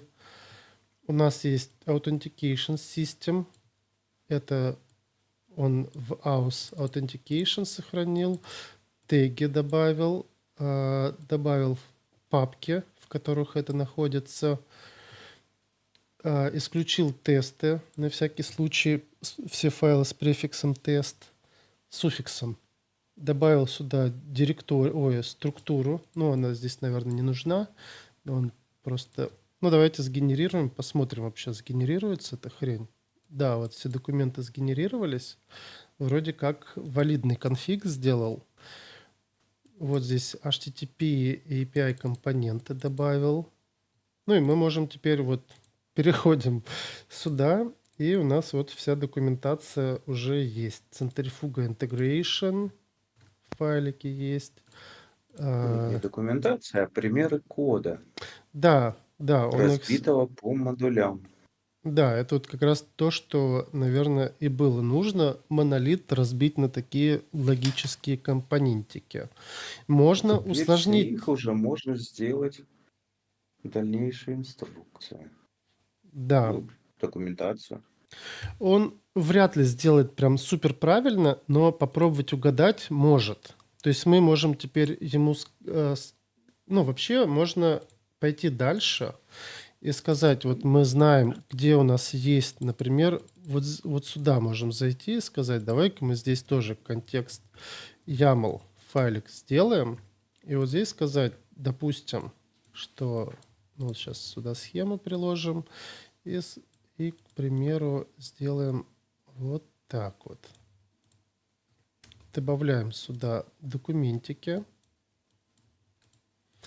И говорим, что у нас вот это, я не знаю, что здесь. Ну, допустим, вот эту папку берем. Говорим events. Здесь вот так вот. Модуль events. MD, не знаю, там events. Ну, это, наверное, events модуль. Здесь, наверное, тоже это есть. Так, это не те ивенты, других нет у него для нас. И здесь добавляем path и говорим, что в app src все файлы во всех директориях в папке app src include. Все, и вот у нас уже наше приложение. Так, я что-то сломал, наверное, там. Пока это делал, где-то подломал. Так, контекст YAML. И, ну, вот здесь, скорее всего, что-то я сломал, как обычно. Может, где-то здесь. Ну, если, наверное, его убрать, посмотреть. Ну это уже только перезапуском. Он, когда ломается, то уже все. Наверное, пока я копировал и убрал вот этот кусочек, без документов вставил, он, возможно, и сломался. Надо их сделать игнорируемыми. И вот смотрим, появятся ли наши ивенты теперь. А может, я опять сломал. Не, BCD... Ну, как-то он не особо... Я, возможно, неправильно написал контекст. Ну это вообще не папка. Наверное, надо просто папку app использовать. Вот. Так, вот наш появился events модуль. Ну, как будто мы приложили. Дальше мы можем по нему написать нашу доку. Internal readme генератор сделать. Описать сначала все наши такие модули. Можно даже все это в рак засунуть, все эти описания. Дальше мы уже начинаем вайп-кодингом заниматься. То есть напоминаю, что в доке, для тех, кому интересно, в доке есть Development Steps, по-моему, он называется, где мы смотрим, где я постарался описать процесс AI девелопмента, когда у нас idea stage, ну, то есть мы когда, а тут у нас, когда новую фичу разрабатываем. Ну, здесь в целом-то все описано, как мы это делаем. Есть еще другой документик, или вот Development with CTX. Ну да, вот здесь вот в целом больше описано, что первое мы должны понять нашу кодовую базу, делаем project structure, дальше identify core interfaces and classes можем получить, дальше вот у нас есть инструкция, сгенерировать контекст YAML файлик, можно, кстати, вот это вот в эти инпуты вынести, и дальше вот он нам уже что-то сгенерирует, и мы, ну, вот можно почитать. Тут есть разные идеи того, что можно сделать, и этим пользоваться. Есть еще вот такая штука, смотрите. Есть контекст request. Не помню. Наверное, здесь я ее отключил по умолчанию. Когда мы просим ИИшку, так, а как ее включить? Давайте сейчас посмотрим, попробуем включить, и я покажу, что это такое. Это надо в доксу зайти, и это у нас MCP сервер, файл tools, вот. И это custom tools, max runtime, comment execution, file operations. А что, нет, что ли, здесь? Капец. Наверное, с контекстом. Тут, короче, команды... Короче, где-то я это добавлял. Хз, как ее сейчас найти. На запрос контекста. Надо будет доработать. Значит, я немножко зафакапил здесь. MCP сервер, оно вот здесь есть. Context Operations. Вот эта вот штука. Enable, она, наверное, не включена. Можешь пока, Игорь, почитать вопросы, я пока включу. Спрашивают вопрос не по теме. Можно ли посмотреть реальное приложение с той архитектурой и с примером? Видимо, архитектурой по фичам. Ну давай. Вот у меня есть приложение, и в нем вот папка src, есть папка фича, и вот по фичам здесь, ну тут код весь разбит. Ну тут, конечно, фичи такие, я еще не до конца делал. Вот в нее входит сервис, workflow, HTTP слой. Но здесь нет HTTP слоя, у меня где-то в другом приложении есть, где это есть. И у тебя как бы ты в код фичи инкапсулируешь сервис HTTP. Ну, то есть стараешься как можно больше туда запихнуть. Понятно, все ты не запихнешь. Тебе все равно вот в таких контекст-ямликах придется писать одно место, второе, ну вот, допустим, фичу, и может еще даже в вендор сходить, если нужно будет. И какие-то файлы Можно уже... еще Можно еще в качестве ответа на вопрос слушателя сказать, что можно погуглить или поспрашивать LLM, что же такое фича first подход, ну, и в чем его основные плюсы. Ну, Да, как бы здесь это основные плюсы в том, то, что внутри одной папки сконцентрированы файлы, которые эту фичу делают. Ну, то есть обычно же, так, типа, если брать обычное DDD, да, у вас там где-то в одном месте лежит там DTO-шки, там потом через 3 папки у тебя где-то лежит там хендлер, обрабатывающий эту DTO-шку, потом еще через там 10 папок лежит там какой-нибудь HTTP endpoint, который обрабатывает ну, вот эту фичу.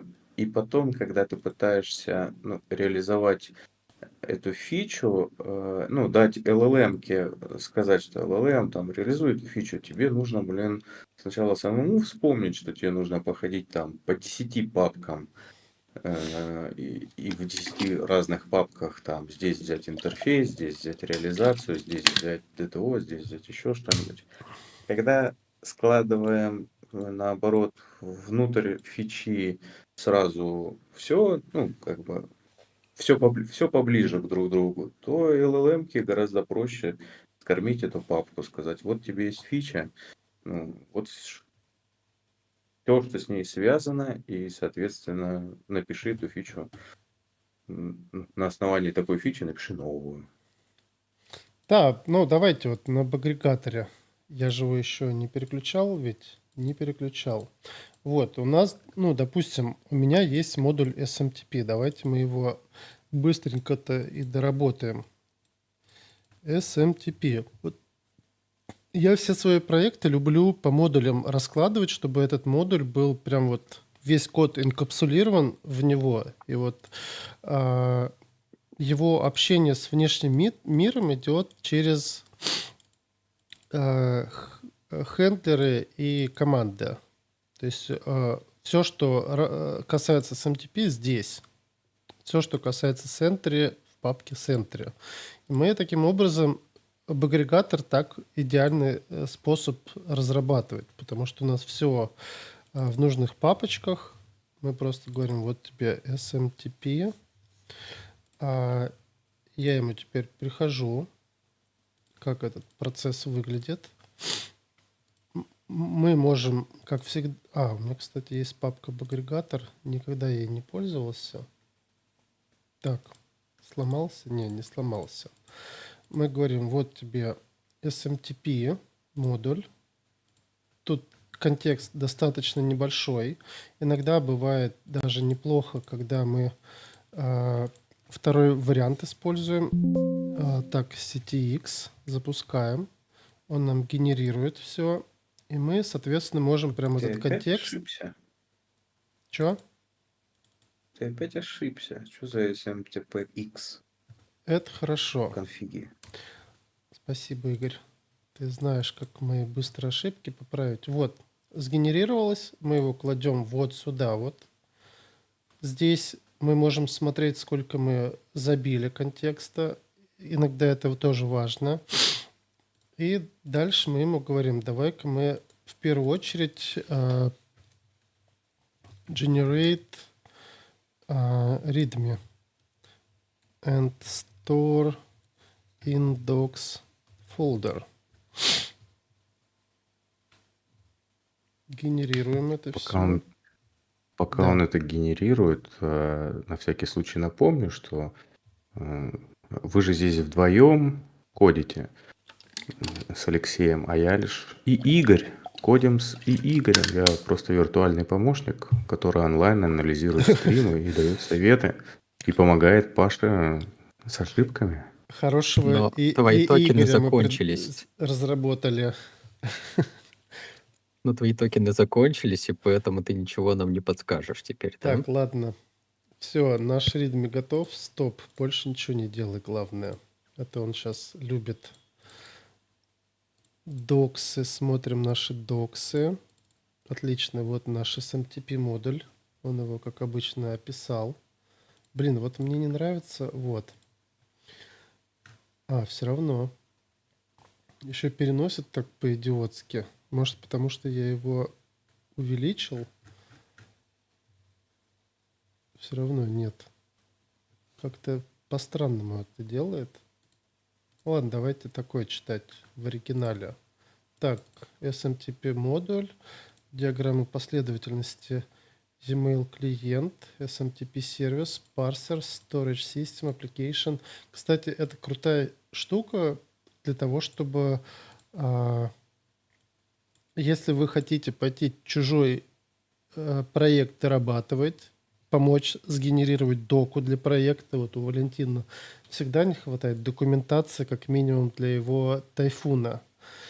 Взяли, проанализировали, пошли ему доку readme написали и предложили. Ну вот, мы видим, как он работает. Дальше у нас есть папка с проектом. Мы теперь говорим, что вот сюда можем включить, допустим, docs. А это что у нас? Папка с модулями. То есть еще на уровень выше. Docs. И назовем ее smtp. smtp.md. Посмотрим, приложит он все это сюда теперь. Надеюсь, ничего не сломается. smtp 1628. Наши файлы. А снизу, попробуй поймай. Хрена с два. Пока ты ловишь, пока мы вспомнили Валентина, ты тут пока вайп-кодил, мы, скажи мне, успели и на Валентина мемы нарисовать народным коллективным творчеством. Так, я сюда приложил чего? Ладно. Ну, вообще можно, да. Нафига я так сделал? Можно вот сюда, так, модуль SMTP. Все, вот у нас есть SMTP, отдельный дока по SMTP. Мы идем теперь в агрегатор сервер. Давайте попробуем решить... не тот агрегатор. Сервер. Алексей вздыхает. Это был платный агрегатор. Так, to response codes return for the end of data. Вот у нас, допустим, есть какой-то кусок. Мы говорим issue analyze SMTP сервер. Смотрите, в чем еще фишка. Мы здесь используем... Хорошо, что ты не запустил, а то здесь была бы страшная ошибка, мне кажется. Думаешь, взорвется что-нибудь? Не, Здесь... ну там, если ты просто анал укажешь туда, фиг его знает, как он среагирует. Ну, да. И еще нам нужен, скорее всего, код. Давайте вспомним. Так, у нас есть SMTP Symfony модуль. Symfony SMTP, допустим. Как вот. И нам нужно папку взять vendor Symfony. Это же симфоневый он, да, получается, мейлер. А нам нужно не весь мейлер, нам нужно только транспорт SMTP сюда включить вот так. И, наверное, есть тут еще что-нибудь. Можно абстрактный транспорт еще добавить вот так. Все. Вот теперь у нас А как есть... ты так быстро копируешь пути? Вот здесь вот можно, когда ты нажимаешь copy pass reference, вот здесь вот. Не, или мне просто на видео Вот. не отобразить. Ты все, Нет. Ctrl-Shift-C. Но это я сам задал, по умолчанию они не дают такую Ну, я понял, комбинацию. все понял. Но я настолько часто стал копипастой пользоваться такой, что назначил себе на папочку. Давайте Я, сгенерируем кстати, тоже. контекст. И называется это path from repository root. То есть можно прописать Да. в поиске в keymap path Мгм. root и сразу это найти. Капец, я, конечно, Symfony написал. Так, давайте посмотрим, сколько эта папка может весить. Нам нужно теперь понять. Так, Symfony SMTP. У нас тут 3 файла SMTP. Но в целом норм. Папка SMTP есть.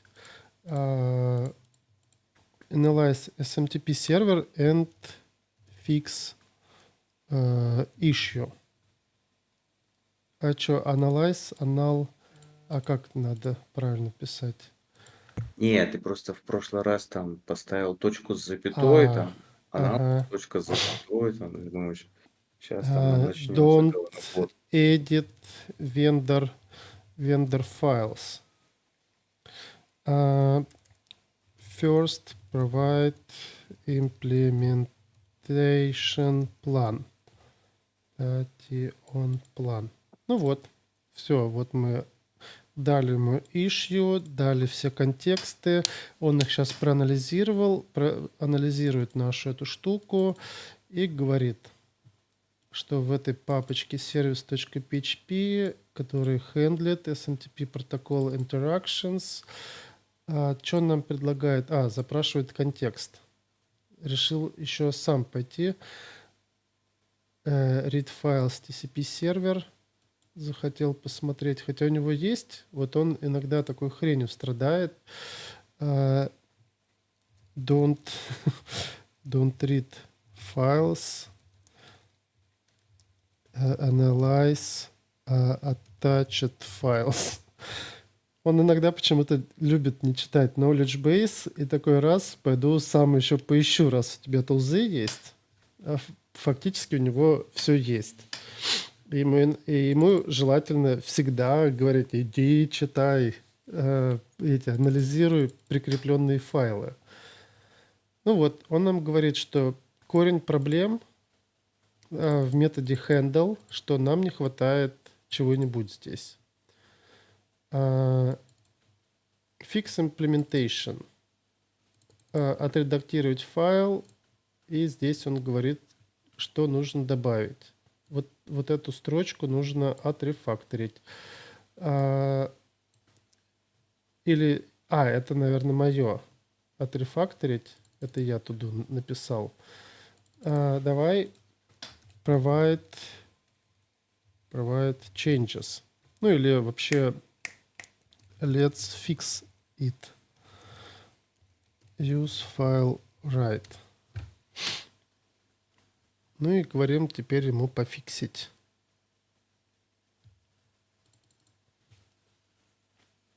Ведь же ж круто, если бы мы дали это, допустим, курсору задачу и не приложили ничего, то нам бы ему пришлось все равно говорить, куда смотреть, в какую папку смотреть. Он бы все равно ходил, все файлы читал один за другим, или, может, еще другие директории пошел смотреть. И вот это мне А никогда потом не бы помер нравится. по контексту. Да, ну, он бы, во-первых, не то, что помер, по токену бы он помер, потому что он может, наверное, в историю не все прикладывать, что прочитал, но все равно по токенам и экшенам, что такое? Он нам...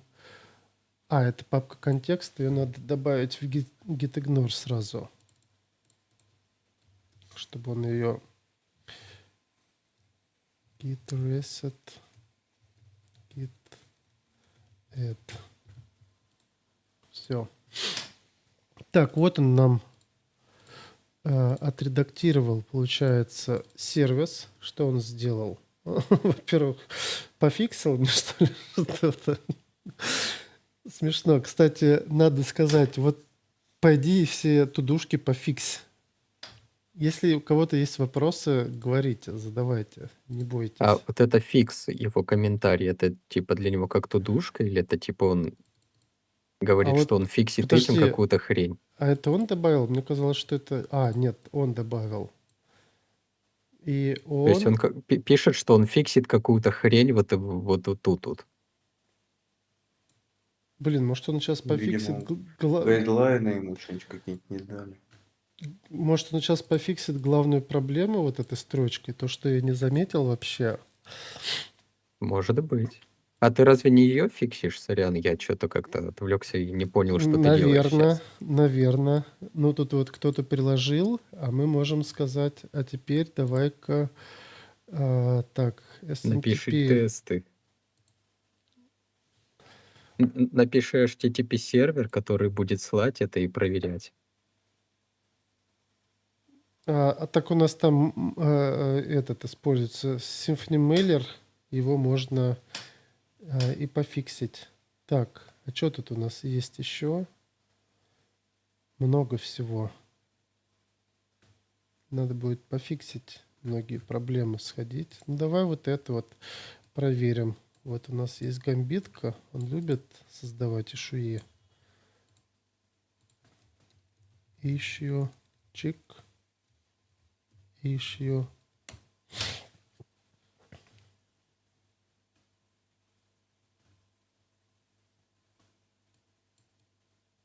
Чего? Пошел еще что-то почитать. Да хватит читать уже. Убивать наш контекст. Deny. Это тут, в Телеграме не спрашивают, пишут, что выучите уже наконец, как пишется симфония. Может, ты где-то Да, там что-то я знаю, слышал. как пишется. Просто как-то Не, получилось. я имею в виду, что Не мне, а кому-то еще. фиг его знает, может, нам, может, и да. Да А нам разве оно напишет. не Симпхони пишется? А как я там еще раз давай посмотрю, написал. Мне так нравится. Нет, это этот. Я же тогда здесь SMTP поставил, и он вот эти пути сформировал. Так что я мог и здесь Да. посмотреть в вендоре. Ладно. Будем считать, что я не знаю, как пишется. Так, Ну, вообще такая смотрим. CMS-ка есть. Была раньше. Надеюсь, он бы... еще какой-то файлик решил поправить. Надеюсь, это последняя правка. Ну и он пишет, что он нам добавил здесь. Надо его отучить вот такие вещи делать. Так, что в итоге он сделал? Он вот этот месседж поправил. mb substr. Видишь, прям какие интересные вещи добавляет здесь. Может, правда, не хватало там такого? Гамбитка, если ты нас смотришь. Хотя вот здесь вот он как будто бы ничего не сделал. Выглядит все то же самое, только написано чуть по-другому. Ну и давайте вишенку на торте. У нас есть, для тех, кто не знает, как проверить, правильно ли он это сделал, у нас есть SMTP. Так, это, наверное, фича. Где я это делал? Вот здесь, что ли, все-таки? Модуль SMTP. Нет. App. TCP, вот. Email тест. Jobs, HTTP, консоль. Что здесь? Delete, list. Угу. То есть вот этот вот момент, мы говорим, что вот у нас есть тесты. Идем в наш контекст. Или даже пойдем вот... ну ладно, пусть будет здесь. Добавляем новый документ. Вот это самая частая работа появляется. Так, description, SMTP tests, допустим, tests SMTP. Добавляем вот это. И все. Говорим, вот тебе теперь SMTP tests, update tests. Давай на основе того, что мы сделали, напишем теперь тесты. Он использует directory list. Зачем он это использует? Или я ему не приложил? Вроде прикладывал. Ну ладно, пусть сегодня любитель. Может, решил вообще посмотреть, что там еще есть, какие файлы. Ты, по-моему, Че? По-моему, ты, кстати, файлик с тестами не приложил. Ну давай, ладно. Мы еще раз это сделаем. Мне показалось, что они приложились. Я понял. А почему он не прикладывается? Потому что... Они у тебя вообще сформировались? Давай посмотрим. Может, я неправильно их сгенерировал. Ой, так. SMTP. Тест SMTP. UTF там.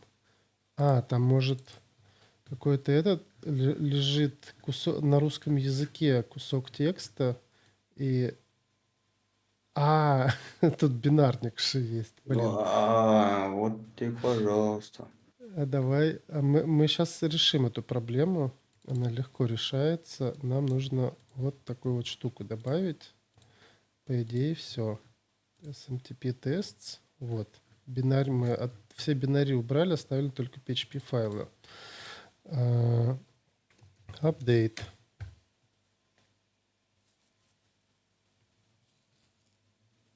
Ну все, теперь у него есть четкое понимание.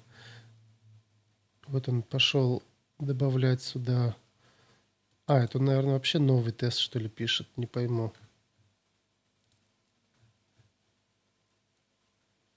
Так, email тест.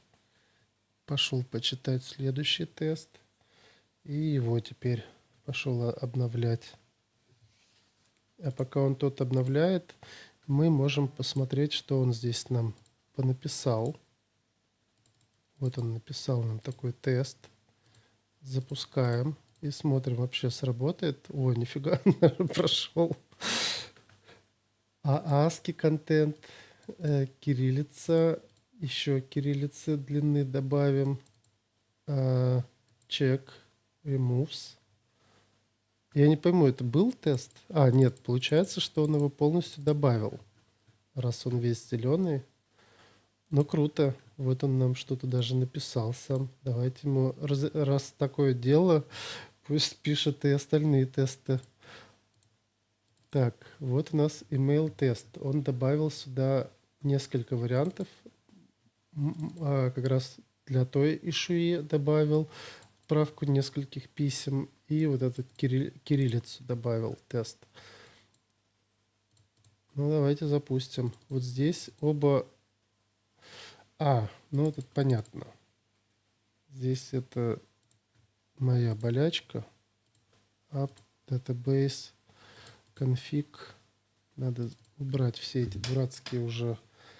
где они тут вообще есть-то? Наверное, вот когда... Ну ладно, беру пока этот драйвер.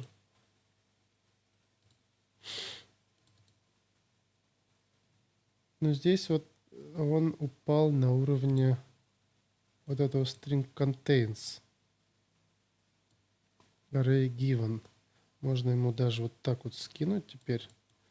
Сказать, чувак, давай-ка поправим. Сходи теперь поправь этот кусочек кода.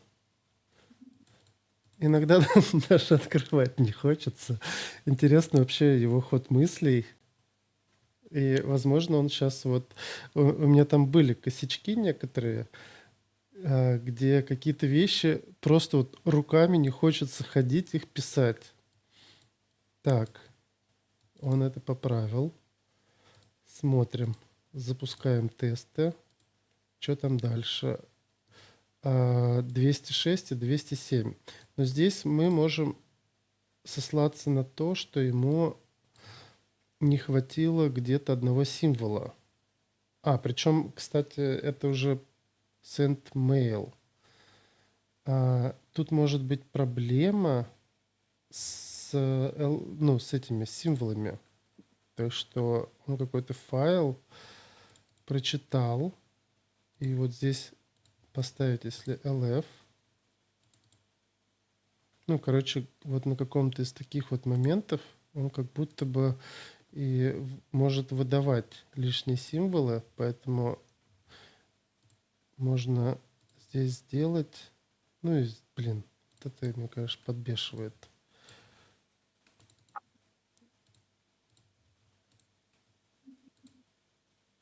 У тебя получается Тебе надо было контент писем закидывать в бинарные файлы просто и помечать их гиту, чтобы он их, Да, возможно, переносы строк не возможно. делал. У Я меня так в трапе сделано. вот send multiple emails. А что ему там не понравилось? Exactly 8 раз должен быть запущен, а он запущен там 7 раз. Чертовы эти штуки.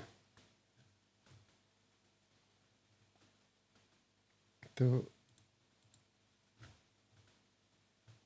надо его найти и поправить. Это у нас получается вот этот метод. Ну, и вот эти подсчеты он может иногда делать неправильно. Вообще их можно и не... Это получается у нас где это 7 цифра вообще.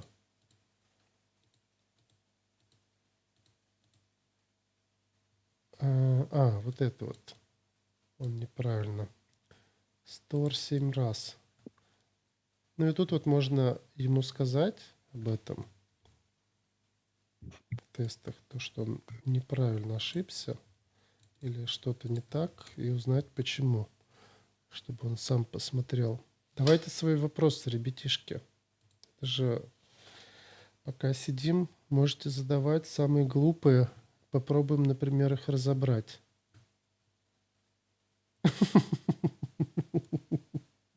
Вот это, конечно, У меня, смешно. кстати, я сейчас параллельно по-своему в вейп-коде, Паш. Эта Зацени, фигня какую 4 штуку он 307. делает. Он говорит, что типа вот у тебя запускается, и говорит, вот здесь у нас запускается 4 айтема, здесь 3 айтема, должно быть 7. В тесте expecting 8 раз. Пошел и сейчас его поправил.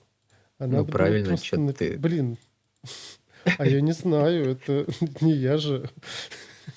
Это смешно, то, что он сам кто? пошел, посчитал и поправил.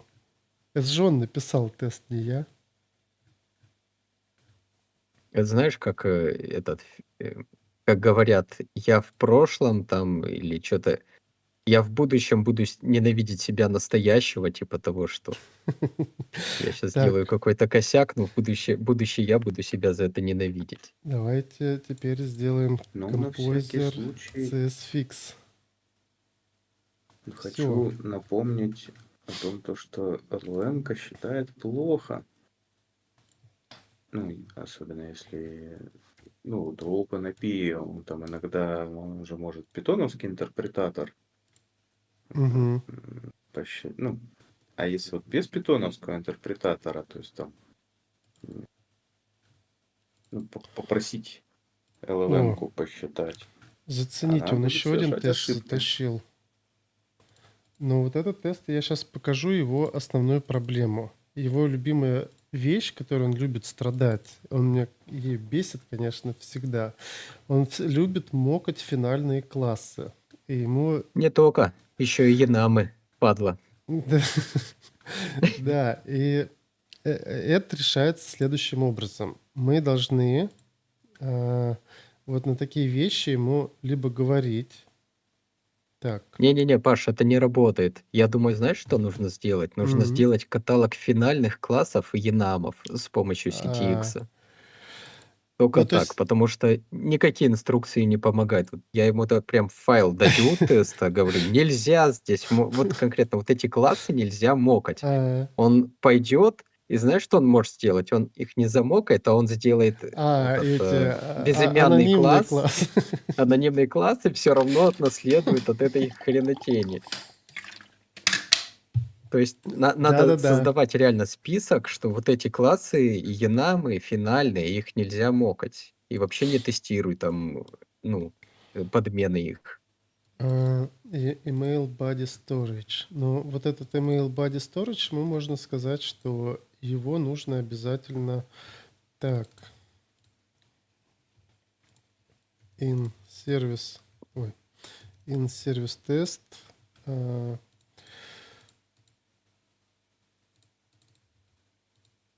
Don't mock class Class use constructor to create. Черт. Сколько я ошибок совершаю в своих кодах. Так, что там пишет Игорь?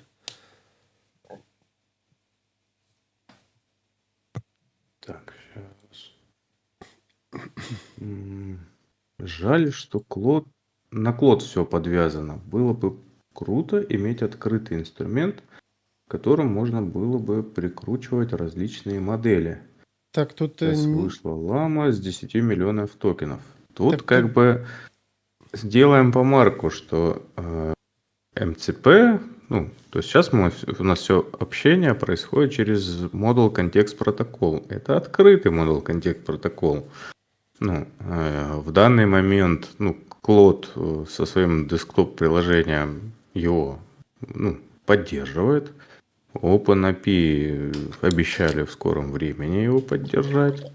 Ну и, соответственно, как бы локальные LLM-ки тоже у них же должны появляться эти самые МЦП протоколы. То есть здесь просто лишь, ну, МЦП протокол это же просто описание того, что там в каком виде отправлять друг другу вопросы и ответы, ну, клиент и сервер.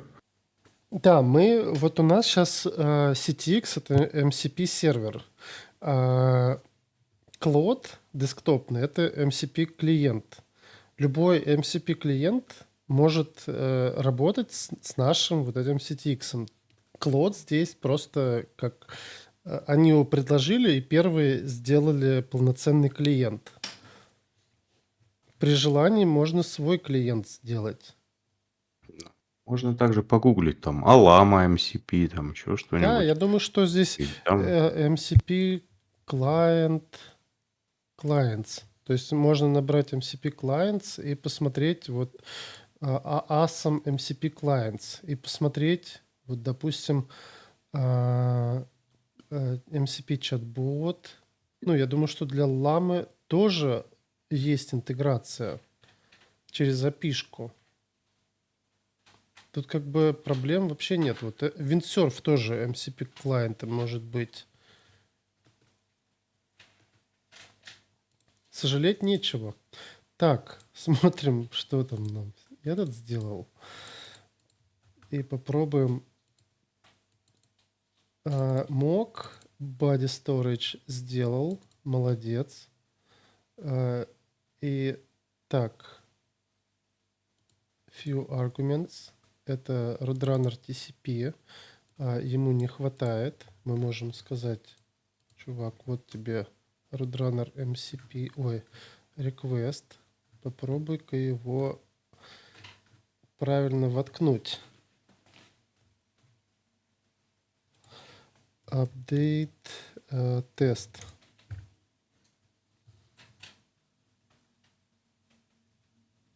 Это он неправильно этот request там использует. Не хватает у него параметров. Дальше еще один такой request и еще один request. То есть ему не хватает только в этом месте вещей. Ну вот видите, мы условно код пишем, вернее, говорим, как его писать. По факту, вот он сейчас правильно сделал. Все. Вот эти вот только штуки. TCP event тоже не знает. Но мы здесь сейчас руками уже хватит. TCP пусть будет data. TCP data.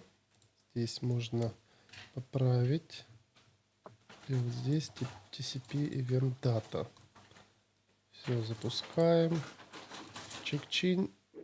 3 теста есть, 3 провалились. А он начинает... Что он с ним делает? Couldn't be converted to string. Он этот респонс пытается вот так вот. Уже как-то лень писать руками. Просто есть задача, вот сразу говорю, есть задачи, которые... Вот, кстати, он мне говорит, что уже чат моя сессия уже очень длинная, надо ее прекращать. Вот это уже последнее сообщение. Лучше не продолжать такие чаты, потому что в них уже будет жопа. И мы посылаем за одно сообщение очень длинный контекст. И, соответственно, наши токены там расходуются в 10 раз быстрее. Все, стоп. Выходим и больше сюда не возвращаемся. Проще теперь взять, сгенерировать новый контекст с тестами и дальше с ним работать. Ну, это если... ну, здесь это уже мой косяк. Мы его поменяли тогда, а он же...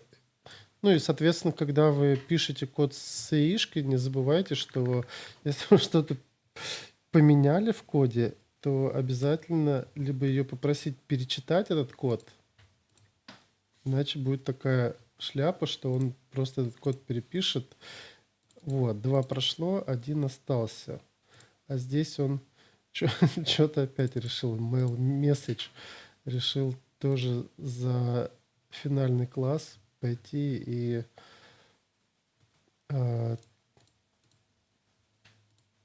переписать. Так, ну, по сути, нужно сюда только тесты вставить и написать ему, что вот прям так вот сообщение.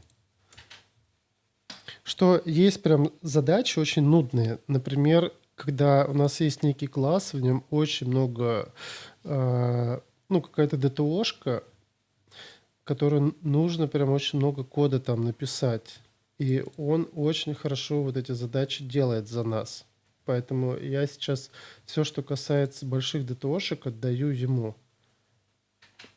Так, вот он все прочитал. Надо все. будет потом, как-нибудь, когда будет время и желание, поконтрибутить в ядро PHP там, или написать расширение с помощью TX. Мгм. Да. Будет смешно. Кстати, у меня есть туза файл apply pass patch. Apply patch. Когда аишка может написать div, который нужно применить к файлу. И вот я все хочу довести до ума, потому что он иногда ее пишет с какими-то небольшими косяками, и она, соответственно, не применяется. А это одна из таких фичей, которые прям очень хочется иметь, потому что каждый раз переписывать файл мы прям много токенов жрем, а когда apply patch, тут она получается прям ну, такой мизерный контент. Что ты делаешь? Этот переписал, а этот все пытается патч применить.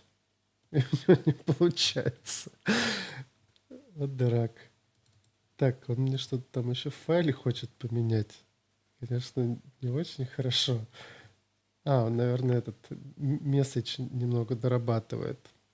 Если кто заморочится и сможет сделать его, это будет прям лучшая фича, потому что когда ты переписываешь весь файл, в случае, если тебе там PHP-доки надо добавить, то это дерьмо.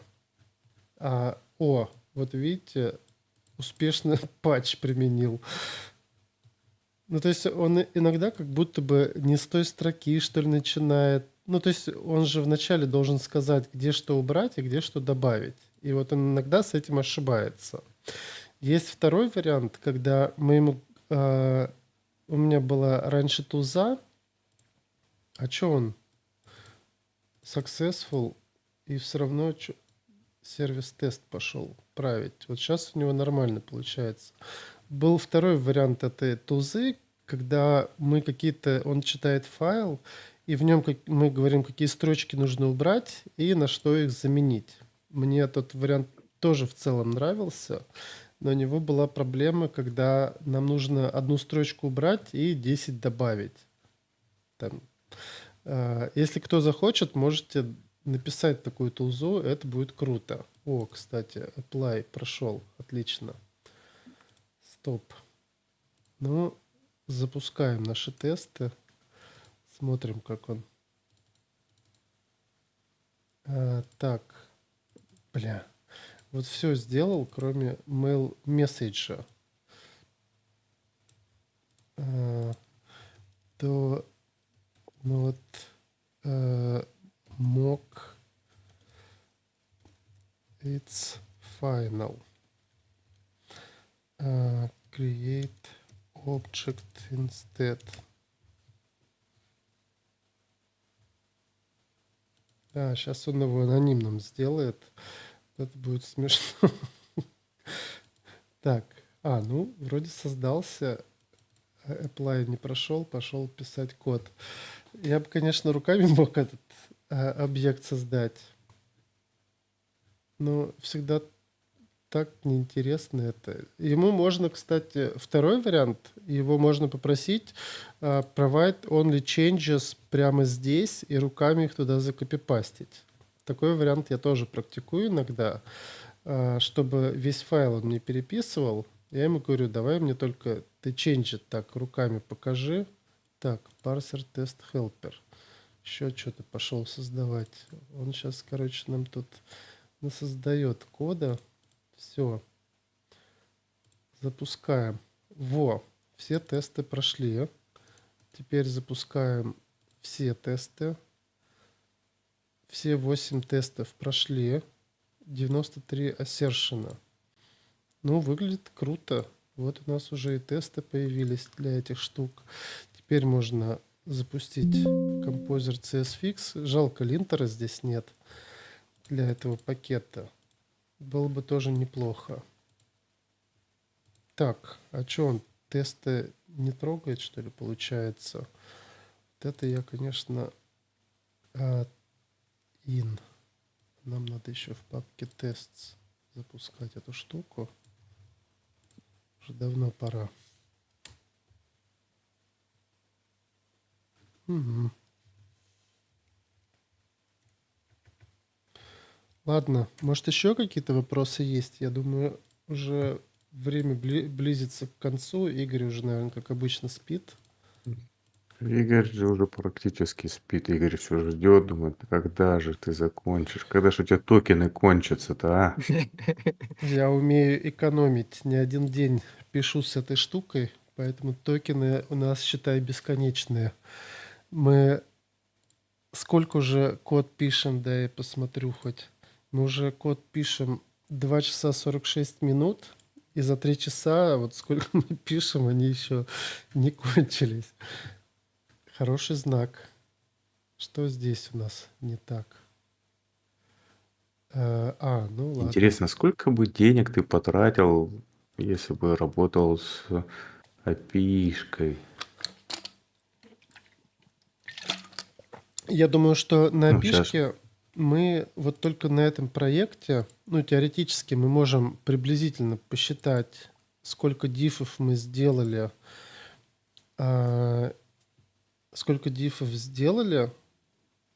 и тогда будет понятно. Не, ну подожди, с одной стороны дифов сделали, с другой стороны сколько там текстов-то понаписалось, когда ты Да, все знаете, эти что мы дифы забыли делал? сделать, пока мы писали все эти тесты? Так, update tests. Вот где-то здесь нам нужно теперь сделать provide text for commit and PR. Тоже мы как будем сейчас commit и pull request писать? Мы типа после того, как он внес все основные изменения, мы ему говорим, давай-ка теперь, ну, все вот эти тесты исправления мы убрали. Теперь мы ему говорим, давай писать текст коммита. Так. Update. Checkout. Дальше мы идем в нашу задачу. Наверное, это пусть будет вот это issue, или все-таки мы это 2 поправили, конечно. Пусть будет вот в этой. Issue 274. Так, вот мы фиксим SMTP. Исправили, зарезолвили кириллистические символы и fix double 250, proper state management for В этом sys. 200 мы хотим передать привет Кириллу. Ну, давай считать, смотрите. Да, Кириллу передать привет здесь. Заходим на Клод. Клод API Pricing. Жалко, у них нет описания, сколько... Вот, API. Смотрим. Мы пользуемся 3.7 Sonnet. Все остальные — это дерьмо, сразу говорю. 3.5 еще куда не шло. Все остальное можно просто блевануть. 3.7 топ. Пишет код лучше всех, все делает лучше всех. Input 3 бакса за миллион токенов. То есть мы кодовую базу кормим, платим 3 бакса за каждый миллион токенов. Вот это вот окно 200 тысяч токенов мы можем приблизительно посмотреть. Вот давайте...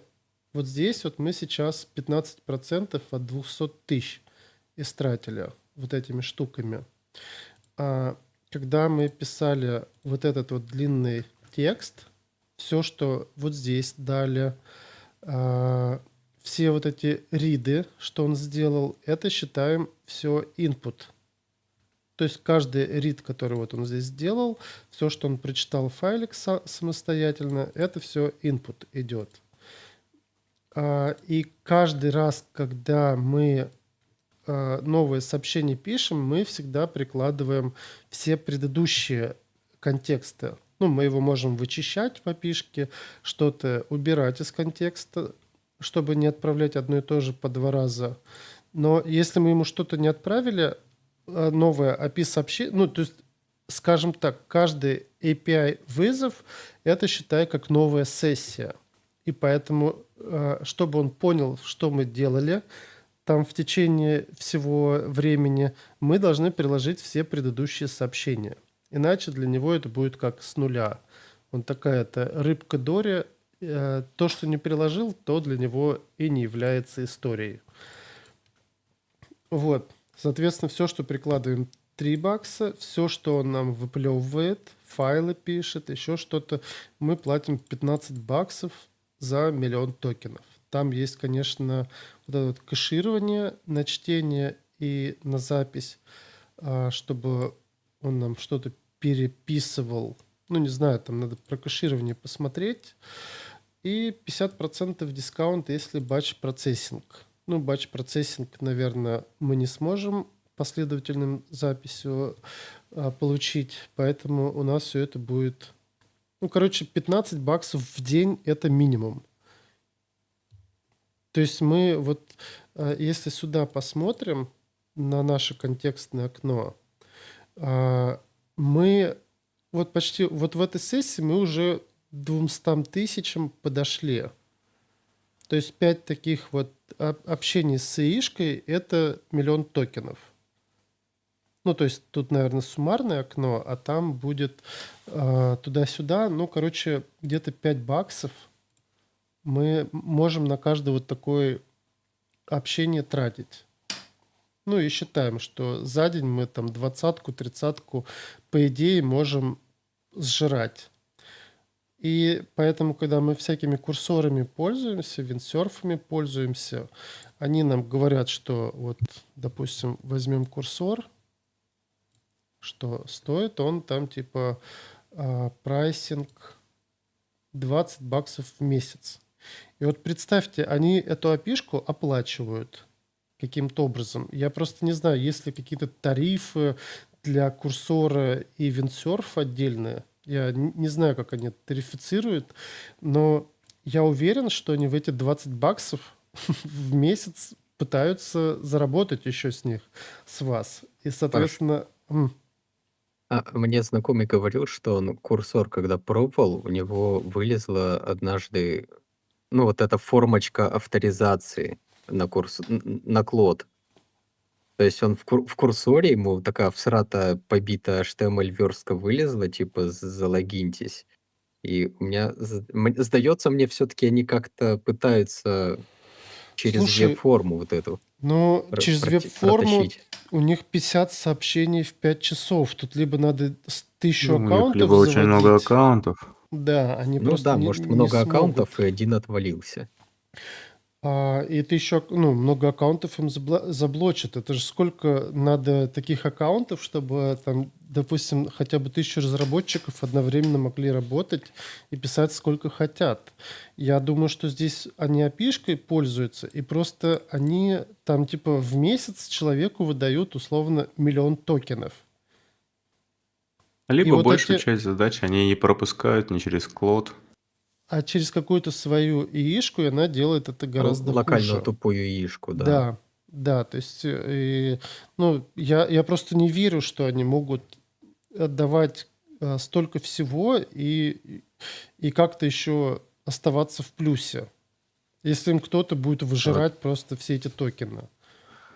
вот мне интересно, а в API, в агентах именно клауда есть возможность уже MCP сервер-то подключать? Ну, то есть в десктопе, понятно, есть. Так а В зачем? У тебя же там OpenAPI... тузы. Не, ну там, по крайней мере, то, что в Твиттере из чата GPT писал чувак о том, то, что они к себе, ну, в агентов затащили МЦП, ну, Мгм. чтобы агент общался с твоей, ну, с твоим МЦП-сервером. Ну и просто посмотреть, проверить, если у Клода есть такая возможность, там, не знаю, запустить сессию там и посмотреть, там, $3 закинуть, как быстро мы потратим $3.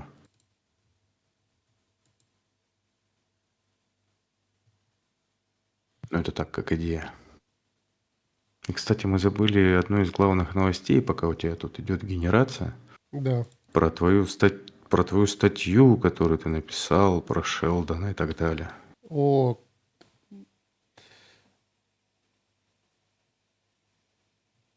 Ее кто-нибудь прочитал, Паш? да. Ну, вроде кто-то читает. Быстренько покажу. Да, Если давай кто-то статистику захочет. глянем. Так, а что, давайте посмотрим статистику. Ну, не так много. За вчерашний день 40 чтений, просмотров и 20 чтений. Если кому интересно, мы с Ишечкой посидели и написали статью. Это большая часть работы Ишки, моя здесь только сам этот сюжет. Это теория большого взрыва, и где Шелдон и Говард обсуждают некую проблему, что там Говард сидит, он игрался с марсоходом со своим на Марсе, и нечаянно его загнал в некий кратер. Вот. И к нему приходит Шелдон, и они начинают с ним, ну, в общем, решать эту проблему с помощью CTX. Вот. Собственно, Ишка сгенерировала все картинки, ну, там, для статьи. Если кому-то будет, ну, вы видите качество в целом. Ну, короче, почитайте, может, кому-то зайдет. Потому что А что там за я... 50 первых поцелуев? О, а, если кому Свиданий. интересно, да, 50 первых поцелуев — это фильм, такой в детстве был. Его многие смотрели, наверное. Фильм про Дрю Берримор и этот, как его? Адам Сэндлер. Да, Адам Сэндлер. И там была такая идея, что Дрю Берримор каждый день теряла, ну, то есть она каждое утро просыпалась, у нее не было памяти. Это как наш LLM, Клод, который каждой новой сессии чата мы должны ему давать контекст вводный, чтобы он понимал, что мы, кто мы и что мы вообще хотим от него, и с каким проектом хотим. И вот, по сути, в фильме, вот когда Адам Сэндлер ей включал каждое утро кассету, говорил: ты там типа моя жена, у нас там типа 2 детей или сколько-то там детей, и все такое. Она как будто как ЛЛМ, он ее контекстом наполнял каждое утро, к вечеру чат-сессия заканчивалась, и следующее утро начиналось то же самое. И мне это так понравилась теория, проблема, что я ее решил назвать проблема 50 первых, ну, свиданий в оригинале. В общем, почитайте. Я думаю, что вам понравится. Статья, я ее когда дописал, мне самому очень понравилось. Я прям кайфанул от того, как с аишкой можно написать статью. И если кому интересно, в моих секретных промптах есть также... Сейчас. Ну, про промпты. Что у меня есть гист, и самое важное в этих промптах это то, что мы можем в гистах прям описывать куски нашего конфига для контекст-генератора. Ну, в основном это промпты, и тулзы теоретически можно тоже так делать. Мы их все здесь запихиваем и их импортируем к себе. Если кто-то, наверное, не знаю, на проходку тянет или нет, то Алексей может решить дополнительно, что, кстати, да, вот из фильма тоже яишка сгенерировала LLM Developer контекст-генератор наш. Это гитара. Он играет для нее на контекст-генераторе, и ее загружает. Ну, не бред ли, но весело. Вот, и вы теоретически можете сами составлять такие промпты, и когда-нибудь я дойду, или кто-нибудь из вас дойдет до того, чтобы сделать эту базу. Вот у меня есть секретный. Не смотрите эту ссылку. И здесь есть интересные промпты, допустим, генератор readme, схема, feature, focused structure.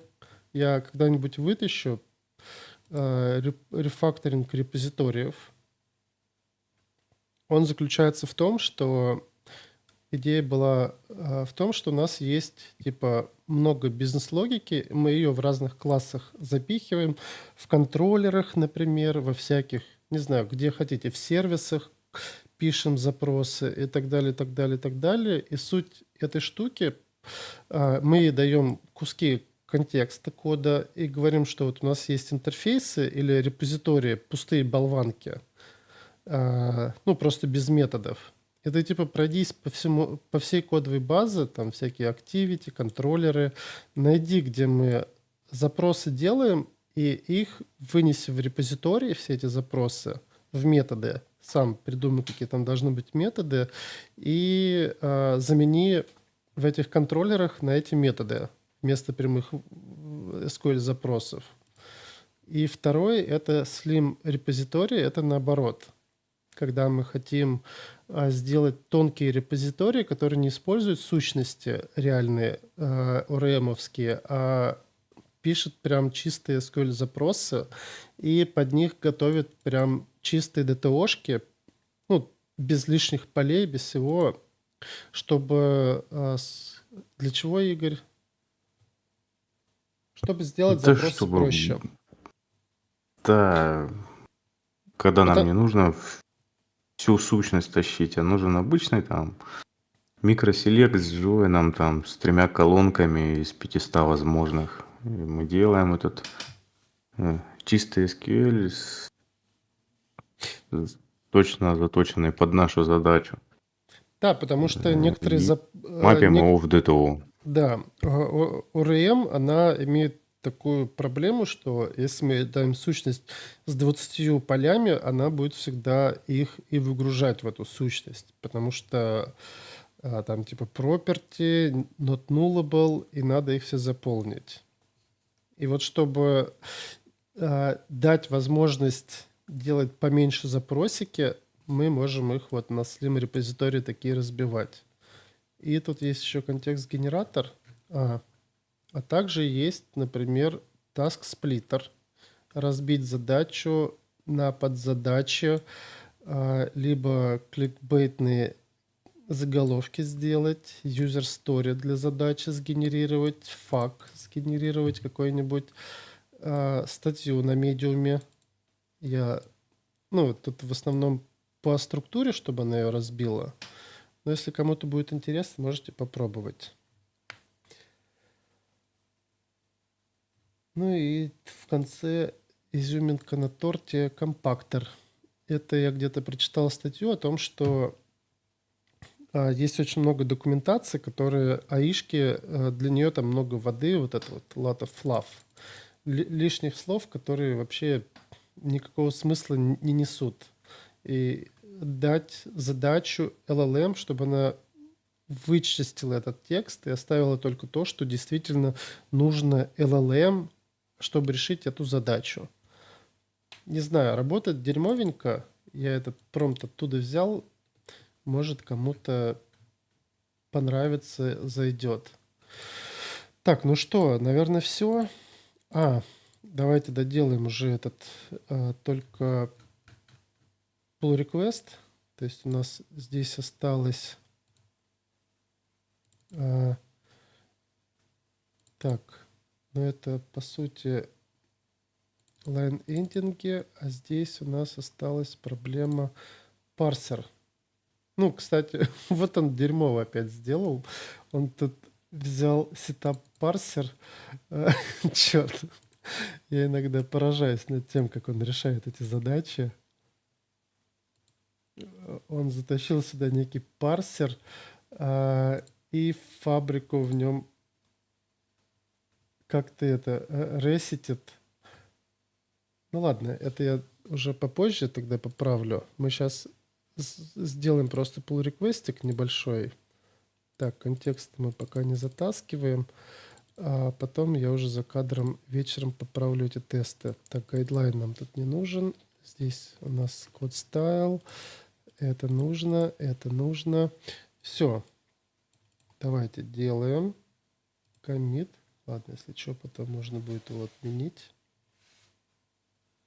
Надеюсь, LLM мой GitHub токен еще никому не спалила на YouTube. Не будем анализировать. Давайте сразу туда. Посмотрим, как создается pull request теперь.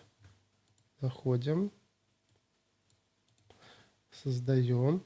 И у нас есть готовый pull request для нашей задачки. Так, еще разок. Смотрим. Pull request title. Вот наш pull request title. Скопировали.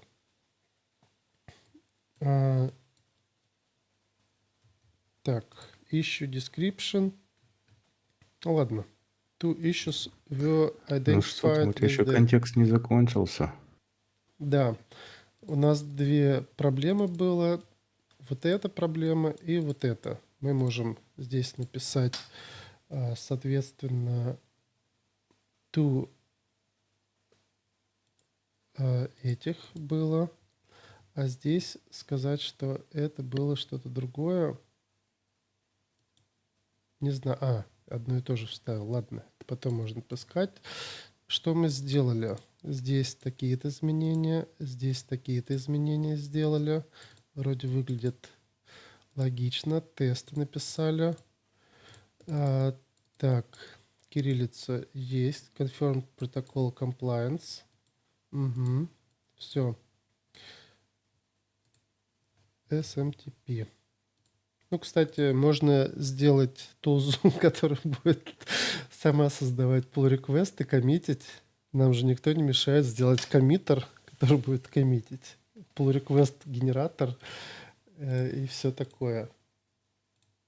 Не знаю, насколько это хорошо получилось. Ну, в целом, я думаю, что неплохо. Create pull request. Ну все, поздравляю. Мы сделали наш первый pull request с помощью яишки.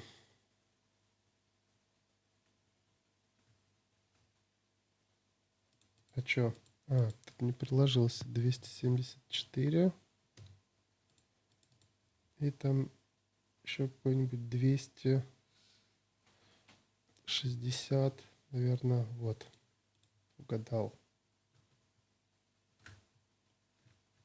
Круто. Хорошо. Предлагаю на этом, наверное, заканчивать. Фига у нас ни код стайл не прошел. Ничего не прошло. Это все из-за аишки. Блин, еще вот этот на гитхабе заменился экшен, чекаут. Прям пипец вымораживает. Можно, конечно, дать задачу, чтобы аишка сама это поправила.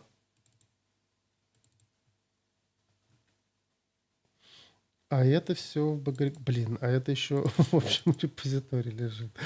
Ладно, я уже не хочу это править. Да, спасибо за то, что пришли, за то, что посмотрели. Надеюсь, было интересно. Напоминаю, что у нас есть канал, если кто в нем не состоит. Контекст-генератор называется. Можно даже сейчас ссылку в чат скинуть, кому интересно. Заходите, смотрите, пишите сообщения, делитесь идеями, делитесь промптами. Предлагайте, что еще можно добавить. Тузы, может, какие-то интересные. А ты что, Алексей, предлагал? Нужно.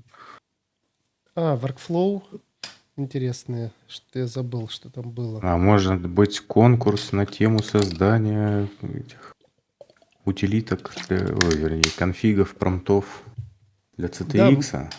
Мне- А кто потом это будет проверять, что лучше, что работает, и вообще хотя бы читать и смотреть? Я вот И- настолько и Ишка. ленивый.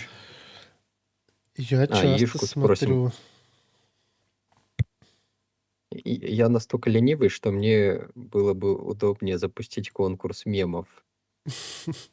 И просто посмотреть, где больше лайков. Можно, кстати, Паша, открой мем, там в самом начале народ начал рисовать или что-то.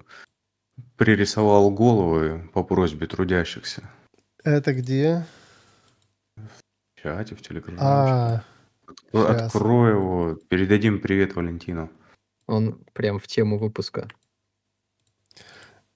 Это что, вот этот, получается, мем? Ой, Да блин, куда ты, что ты? Вниз листай. Другого этот? еще. Да. Ага. Это получается PHP Storm Vim.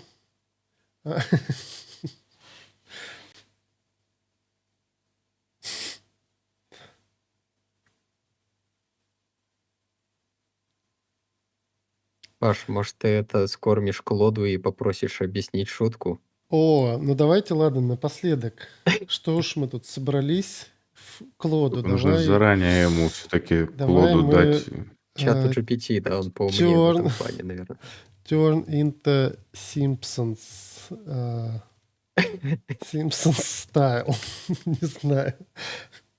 Посмотрим заодно, сможет ли он это превратить в Симпсонов сюжетик. Почему бы и нет? Зря, что ли, сделали эту фичу. А я хоть показываю экран-то? Да. Да. Не, подожди, это я вам показываю. А для всех остальных... Да, Ну, тоже, наверное, показываю. Подожди, для всех. Да. Показываешь. Фу. А чё он так долго? Так долгая штука. Можем посмотреть. Вот он, видите, уже где-то сверху здесь что-то сделал. Интересно, какой кусок возьмет он из этой штуки? Ладно, пока может Игорь что-нибудь рассказать интересное. А как долго он это генерит обычно? Ну, где-то минуту. Но тут еще бывают такие штуки, что если ему что-то не понравится в процессе, он может сказать, что чувак, извини, не смог, там типа другую картинку возьми. Ну, мы видим, что есть... Это, скорее всего, балкон, что ли, будет, я не понимаю. Давайте подумаем, кто на что ставит, на какой кусок картинки? Первый, второй, третий, четвертый. Я думаю, какой бы там результат ни был, все равно придется Игорю взять и снова эти мочки туда подставить. Потому что финальная мочка — это топчик. Ну, будем надеяться, что вот она и будет.